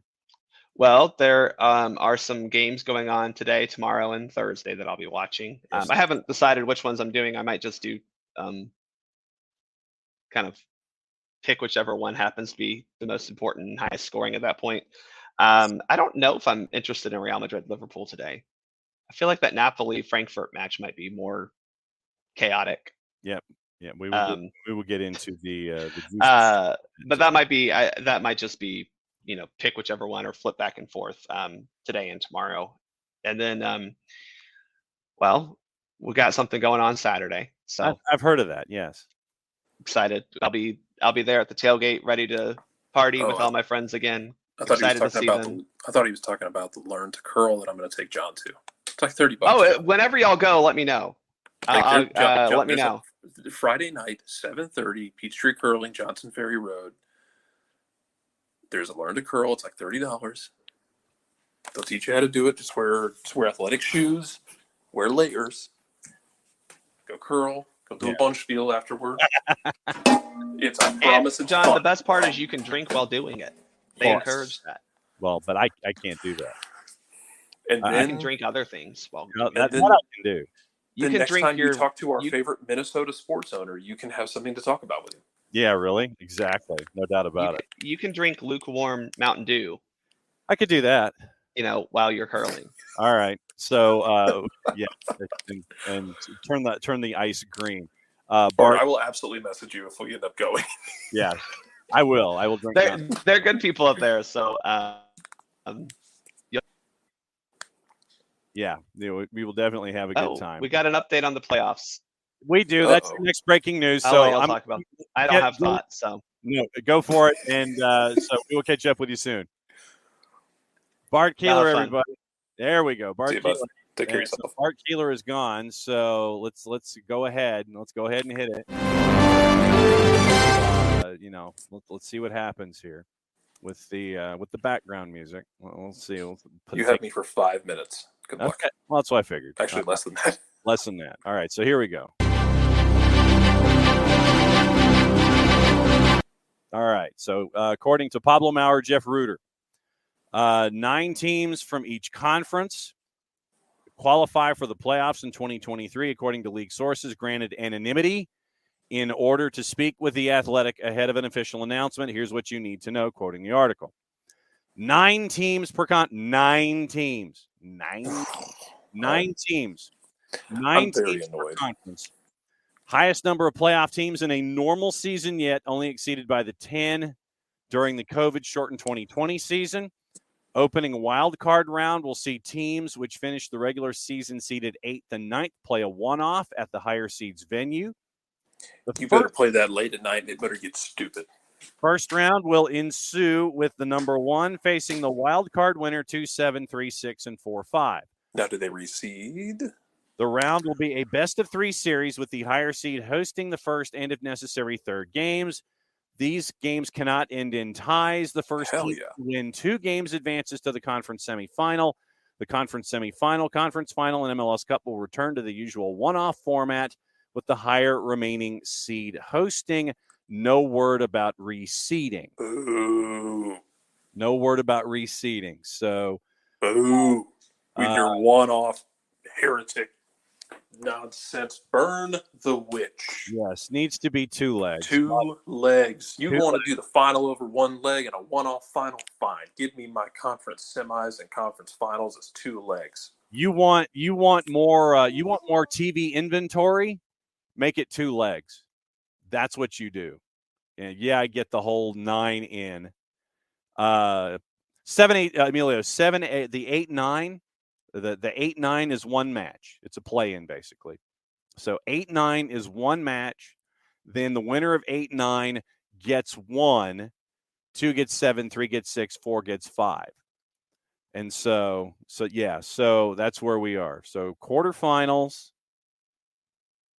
that's the new format. 9 teams, conference semifinal, conference final, MLS Cup, 1 off. Quarterfinals are 3. No word about reseeding. So that's where we are with this new one. So they have not given those who follow Major League Soccer 2 legs again in the chase for more inventory. The chase for more inventory. You get a best of 3 in the opening round. You get a play in, which is your wild card. Your 8, 9. 8, 9 jumps in. Quarterfinals. The round of 8 is a best of 3. You better have winners. You're going to have winners in each. But then you go conference semi, conference final, MLS Cup, 1 off. So there you go. Yes, only the quarterfinals get your best of 3. Semis, conference final, MLS Cup, only 1. I'm leaving not because I'm leaving because I have to, not because I'm necessarily disgusted, but I am disgusted, so I'm just going to pretend it's because I'm disgusted at what they're doing. Okay, so we'll see you tomorrow. And, so we will see Jarrett Smith tomorrow. Reminder programming note tomorrow, Glenn Crook's joining us right off the bat. He's going to bat leadoff for us at 9:05 to discuss this, NYC, and anything else on his mind for a good 15 to 20 minutes. So, so that's your new playoff format. And Major League Soccer had a chance to do 2 legs for semis, conference final, and if you want to make MLS Cup 1, that's fine. But for conference semis and finals, you had your chance to go 2 legs, and you didn't do it. Maybe I'm hoping that what is happening is you get this change. You're not dumping everything into the change bin all at once. I'm hoping against hope, fingers crossed. And since I broke my toes too much when I was playing sports growing up, I can't cross my toes. But fingers crossed that they didn't dump all this change on us at once and they're saving an idea for a year or 2 down the line with conference semis, finals being 2 legs. Maybe the final being 2 legs. But right now, here's how it stands. once again, here's how it stands.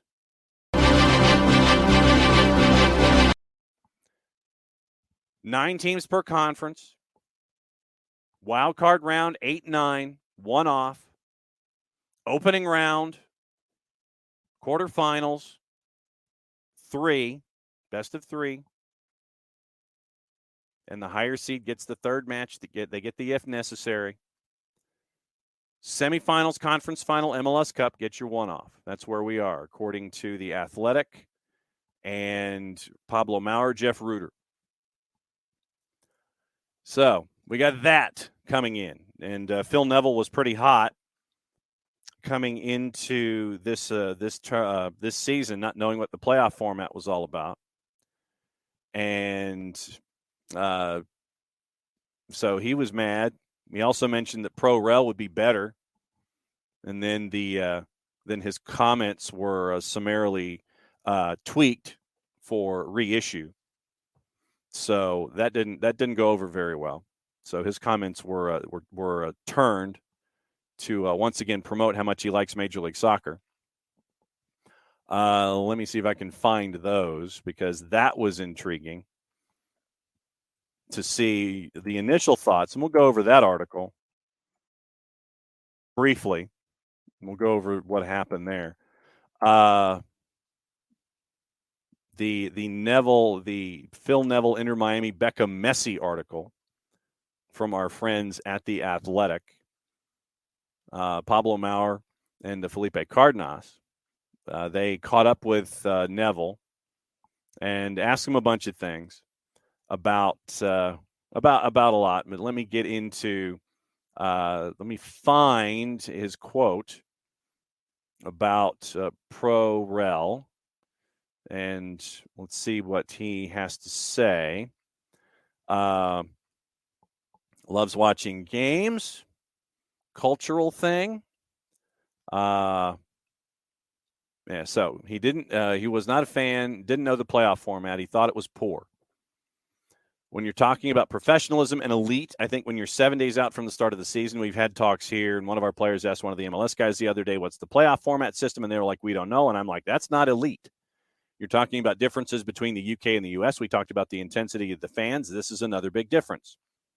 And so in that article, he goes on a little further. And what else could be done? Here's the question. What else could be done to increase competition in Major League Soccer? The next thing, I suppose, is promotion and relegation. Would that help with the intensity of the league? Would that help with the competition of the league? I'm an advocate that maybe it's another step for the league to take to make it to where right to the last game of the season, we've got a real competitive league where the bottom two go down. I see it in my country in England where it's life or death at the bottom. We talk about moving forward. Well, moving forward, you're going to have to make brave decisions. I think this league has always made brave decisions, and this is not a criticism. How do we keep moving the league forward? I think some kind of reward or promotion relegation is not a daft idea to explore. I'm sure they are. I'm sure they're exploring it. I'm all for it. It would increase the competitiveness in the league. In italics, following the interview, Inter Miami expressed concern. This is the wording from the Athletic. Inter Miami expressed concern about Neville's comments on promotion relegation and offered his proper context for the thoughts he originally shared with the Athletic. Quote, to clarify, this is my personal feeling based on my previous experiences. Neville added, with that being said, the single entity format has contributed towards the league's position on the world stage, has enabled the sport to grow enormously in this country, and has allowed it to become the highly competitive and exciting MLS that we enjoy so much, end quote. So there you go. Phil Neville, and then a clarification.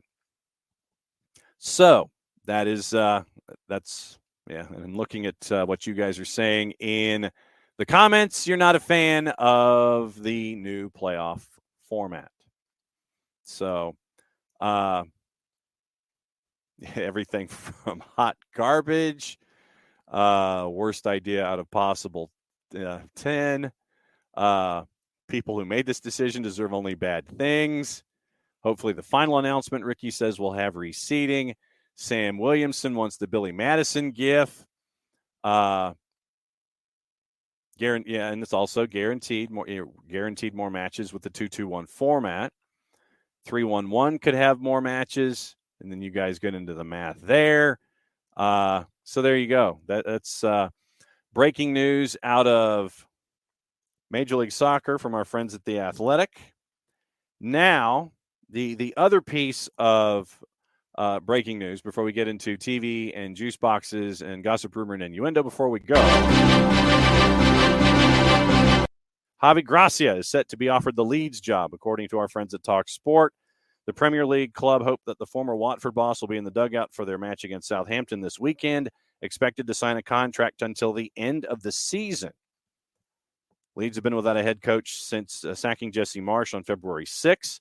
Links to Carlos Corberán, former Ajax boss Alfred Schroeder, Feyenoord's Arne Slot. Looks like Gracia, who won 25 of his 66 matches in charge of Watford during his 20 months at Vicarage Road. God, that sounds like forever for Watford. Led him to the FA Cup final where they got beaten 6-0 by Manchester City. Hoping to avoid the drop zone in 18-19, sacked by the club just 1 month into the following season.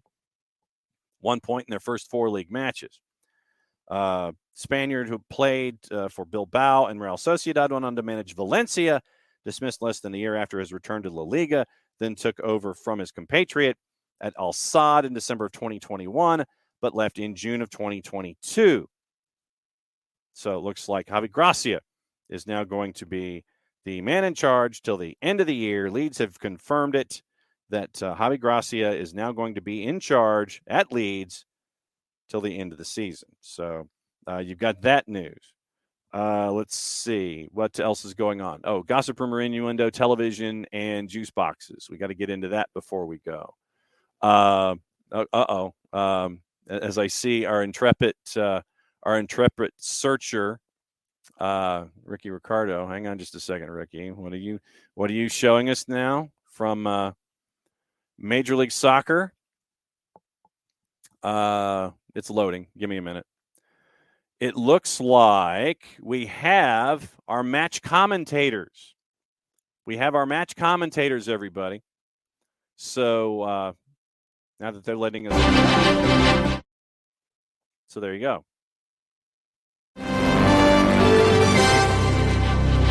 All right, there's your breaking news. Match day 1 schedule. Your announced teams. All right, your announced teams for the weekend. It is Keith Costigan, Mo Adu for Nashville and NYC. Kevin, it is News Dump Tuesday. It is Breaking News Tuesday, Ricky. Remember, we've got the soccer down here, high school games of the week, 4 o'clock, 6 o'clock. Boys, it is Dalton at McIntosh. Girls, Pacelli at McIntosh. 4 and 6 tonight, brought to us by our friends at Kaiser Permanente. Kaiser Permanente, thrive. All right, Kevin and Kendra are calling Atlanta and San Jose. Krakauer and Lloyd Sam are calling Charlotte and New England, which makes sense. Ties are there. Callum and Kalen Carr, Houston at Cincinnati. Tyler Terrence, Devin Kerr, Toronto at DC. Jen Hildreth, Lori Lindsay, CF Montreal, and Inter Miami. Dre Cordero, Jamie Watson, Red Bulls at Orlando. The Kanji Man and Danny Higginbotham, Columbus and Philadelphia. And remember, this was what they were looking to do, was have some regionalization with the announced teams. Tony Husband, Ross Smith, St. Louis at Austin. Mark Followell, Danielle Slayton, Minnesota and Dallas. So Followell gets a home game. El Trafico is Jake Zivin, Taylor Twellman at 9:30 Saturday night. Max Bretos and Brian Dunseth get Sporting in Portland. Blake Price, Paul Dolan, RSL in Vancouver. And Rogo and Heath Pierce, Mark Rogandino and Heath Pierce get Colorado and Seattle. So that's your match day 1 schedule with the announced teams. Kevin, because it showed up at 11 o'clock, but Kevin let us know. Maybe Kevin Patrick stole the phone and told us and broke the news. But, Kevin and Kendra are going to be with Atlanta and San Jose. Let's see. All right. Other news, keep an eye yesterday on Lewis O'Brien, central midfielder currently tied to Nottingham Forest as another possible addition. He has not been in the Forest side in 5 of the last 6 matches. He's been playing center mid for Forest and Steve Cooper. 13 matches this year, 3 EFL Cup, 1 FA Cup, so 17 appearances, 1 goal, and it was in a substitute appearance against Fulham when he scored that goal in 6 minutes of work. He ended, or 20 minutes of work. He got his 1 goal on the season back in September against Fulham in a home match. So it's another name that's being linked to possibly coming stateside. Keep an eye on Lewis O'Brien, currently with Nottingham Forest. Okay, TV today. BN en Español de Recopa, Sudamericana, Independiente del Valle, and Flamingos at 7:30. Champions League is today. Big CBS has Liverpool and Real Madrid at 3. You've also got FS2, the quarterfinals in the CONCACAF U17s. Mexico and El Salvador, they have matches at 5 and 8 on FS2. Tuda NA has Liverpool, Real Madrid at 3. Universo has the Women's World Cup playoff, Chile and Haiti at 8. And Univision has Liverpool, Real Madrid. ESPN Plus has Women's Cup of Nations, Czech Republic and Spain. That is approaching the half. We'll give you a score in a second. Champions League, both matches, Paramount Plus. Eintracht Frankfurt, Napoli, Liverpool, Real Madrid. VIX Plus has USA, Guatemala at 8, Mexico, El Salvador at 5, your quarterfinals for the U17. So now let's get into juice boxes before we go. Man, it's been a busy show, but that's what we figured this week was going to be. We figured that this week was going to be a big one all across the board. And so we'll keep an eye on that. No other updates. So juice boxes and gossip, rumor, and innuendo, courtesy of our friends at Odds Portal. Before we go, once again, we've got league play going on. We have Asia. We've got lower divisions in Europe, youth leagues, PDL, professional development leagues. Middle East and North Africa started early this morning. They are still going on right now, moving into Middle East, North Africa again later this afternoon, and also going on right now. Middle East and North Africa, very, very busy with their friendlies and their 1 matches. 5 matches in the championship. We mentioned ESPN Plus. Blackburn a favorite to -103 hosting Blackpool. Burnley a favorite on the road. Remember, they've only lost 2 matches this season at the top of the table. They are at Millwall at a +143. Norwich a big favorite at Carrow Road against Birmingham City at a -149. Sunderland a favorite on the road is at Rotherham at a -102. Swansea at home is a +122 as they host Stoke at a +240. Lower divisions also going on in England across the board. Busy day in the National League where we catch up with our friends at Wrexham.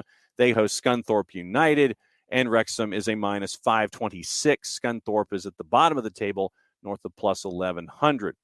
A lot of National League play in England, in Scotland. That carries us to EFL Trophy playoffs at 3 o'clock with Plymouth Argyle, big favorite at a -189 against Cheltenham. Champions League numbers at 3. Liverpool a favorite at home against Real Madrid, and this is just this match. It is not the tie. Liverpool a +123 hosting Real Madrid at a +2.25. Eintracht Frankfurt is a dog at home against Napoli. Napoli's a +120. Eintracht Frankfurt is a +250. Getting into Copa Libertadores, it starts at 5 o'clock. You have the Campeonatos, Liga de Expansión, Libertadores qualification at 7 o'clock involving Cerro Porteño. They're a favorite on the road at Curicó Unido out of Chile.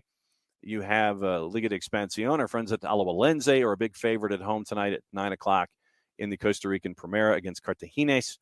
And you've got friendlies down the line. So that gets us to gossip, rumor, and innuendo before we go. And once again, we figure that this week we're going to be going long over the 2-hour window. So we'll see what happens as we go. PSG are preparing to reappoint Thomas Tuchel as their manager. Galtier is currently in charge. Evening Standard reporting that. Neymar has no interest in leaving PSG before his contract ends in 2027, according to L'Equipe. Arsenal leading the race to sign Declan Rice from West Ham. Manchester United prepared to listen to offers for McTominay, and they believe they can get $25 million for him. Ansu Fati, linked with Manchester United, says he has a contract with Barca till 27, hopes to stay with them for many more years, according to Goal. Manchester United have agreed in principle to 18-year-old Argentine forward Alejandro Garnacho over a new 5-year deal. That was big for them. Also confident that Diogo Dalot will sign a new contract with the club. West Ham manager David Moyes set to be sacked if they lose at home to Nottingham Forest on Saturday. That's from the Times. Rafa Benitez is interested in replacing Moyes at West Ham. That's from the 4-letter paper. Take that information at your own peril. We mentioned Javi Gracia just signing. Leeds also interested in Barca's 18-year-old Spanish forward Ilias Akomash. Tottenham owner Joe Lewis, chairman Daniel Levy are unsure whether to listen to offers for the whole club, sell a minority stake, or stay in control. It's from the Evening Standard. The father of Liverpool's 18-year-old Stefan Bajcetic says the Reds were not going to sign his son from the Celta Vigo Academy until they learned that Manchester United stepped up their interest. Arsenal, Chelsea, and United also interested in 25-year-old France forward Marcus Thuram, will be a free agent this summer after rejecting a new deal at Borussia Mönchengladbach. And Chelsea are in talks about sending Brazilian striker Andre Santos on loan to Palmeiras after the 18-year-old was denied a work permit. So that's your gossip, rumor, innuendo, and news. Okay. So you want numbers on. All right. So you want numbers on the total in Major League Soccer. All right. Well, we can do that. Hang on just a second. And remember though, these are the numbers right now. The numbers could change. And what we do at Odds Portal is a composite. That's what they do. They take a bunch of different numbers and they look at what can happen. Right now, the straight up number in the composite, courtesy of our friends at Odds Portal, Atlanta United a minus 185. Your draws a plus 344. San Jose is a plus 450. Remember, that's in the composite. So that's your composite number. You can get numbers in the minus 180s. All right, so you're looking for 4 goals in the composite. Right now, your over is at a plus 247. And once again, that's a composite number. So right now, if you're looking at 4 as your over-under, although you probably want to look at halves, your plus 3.5 is a plus 149. Plus 4 is a plus 247 because you don't want to get caught up in a number where you're going to end up with a push. 4.5 is a plus 325. So if it gets toward the drunken madness that Jared is looking for, 4.5 is a plus 325 in the composite. 3.5 is a plus 149. But that's right now. Will, if you remind me, we will continue to look at those numbers as we grow in the week. Right now, you're at Tuesday, and that's what your number is at plus 4.5. So keep an eye on that. We'll see if it changes, but that's the numbers as we have them right now. So MLS is expanding to 9. They messed up the ending. And we got our broadcast assignments for week 1. Kevin and Kendra. Kevin gets a home game. So Kevin and Kendra are calling Atlanta and San Jose for Apple TV this weekend. What can you get for 5.5? All right, so let's see what you can get for 5.5. All right, but once again, remember, this is today. This is not later in the week. Something to keep an eye on. Something to keep an eye on in the composite. But once again, right now, here's what you're hunting for. All right, since you mentioned 5.5, we'll go to 5.5 for the over-under. In the composite, 5.5 is a plus 700. That's in the composite right now. So keep an eye. If you want 5.5, we'll go a little deeper in the dig. And you're getting everything. You're getting it as low as plus 600. You're getting it as high as plus 700. So that's where you are. Your composite, plus 700. But some folks down as low as plus 6. Some folks like Bet365 and Unibet are right at plus 700. But 700 looks like that's your plus 5.5 right now. It's week 1, Emilio. Take the win. Get the 3 points. D plays well. As long as everybody stays healthy. Look, everybody stays healthy. The team should be making the playoffs. And then when you're in the playoffs, it's matchups. Remember, we talked about 538, Atlanta United right now, number 4. When it comes to winning MLS Cup, 3rd in the Eastern Conference. Behind Philly. behind NYC, which, like I said, we'll talk to Glenn Crooks tomorrow morning about that. So we'll see what Crooksy has to say in the morning. It'll be fun to catch up with him. We'll probably, like I said, we always like to ask him about Georgia football too, since he was a grad. But yeah, once again, games of the week, 4 o'clock, 6 o'clock on the network. Ricky, I think you've just tempted the gods wanting to know about how tomorrow's news dump's going to top this. So you've tempted the gods, sir. So 4 o'clock, 6 o'clock games of the week at McIntosh, Dalton and McIntosh boys, Pacelli McIntosh girls, in that order. So Dalton can come down and travel and get home at a decent hour. And so Jason's calling the boys. I'm calling the girls. Be great to see everybody down there in McIntosh later this afternoon. So that's the show. And we had a lot of stuff. Thanks to Kevin Patrick and Kevin Egan for being a part of it. It was fun to catch up with them. Glad to have Bart Keeler on from SoccerForUS POD, Bartimus Prime 19 on the Twitters. And so, so tomorrow the only guest we have right now is Glenn Crooks, but anything is possible. I'm just going to go ahead and say it. I haven't planned for anything else. Glenn Crooks, 9:05 tomorrow, that we know. Rest, we don't know. So we'll see. Thanks to all of you guys for hanging out with us on the Twitch pitch this morning. Oh, I wanted to get to the Abby's thing about the socks, right? Tomorrow afternoon, it is the Garth Lagerway meeting at Wild Leap. Subaru of Gwinnett on site, collecting pairs of socks for donations to the Blessed Bags program. The program, via Home First Gwinnett and Gwinnett County Public Library, provides essentials to those in need and experiencing homelessness. Help make communities a better place to work and live. Bring all the socks you can. That's from Abby. And remember, you can go to the Flood Project on Facebook, I think. It's an Eventbrite. It's an Eventbrite link where there should be a couple of tickets left available. So if you want to come and hang out and see the Q&A with Garth Lagerway, with Jason and myself, it'll be fun. Be fun to catch up with Garth again and as we're this close to the season, to have the get-together at Wild Leap. So thanks to all of you guys. Thanks to our intrepid Twitter chaser, Ricky Ricardo, for all the breaking news. And we will do it again tomorrow, 9:05. Like I said, Glenn Crooks will join us first thing out of the blocks in the morning, and we will go from there. So thanks to all of you guys on the Twitch pitch. Thanks for everything you guys do on a daily basis to let us be the best soccer morning show that we have here in this or on this or any other planet. And we will do it again tomorrow. Mucho platial, play it safe. And since it's the end of the show, it means I get to do this. We will see you 4 o'clock from McIntosh.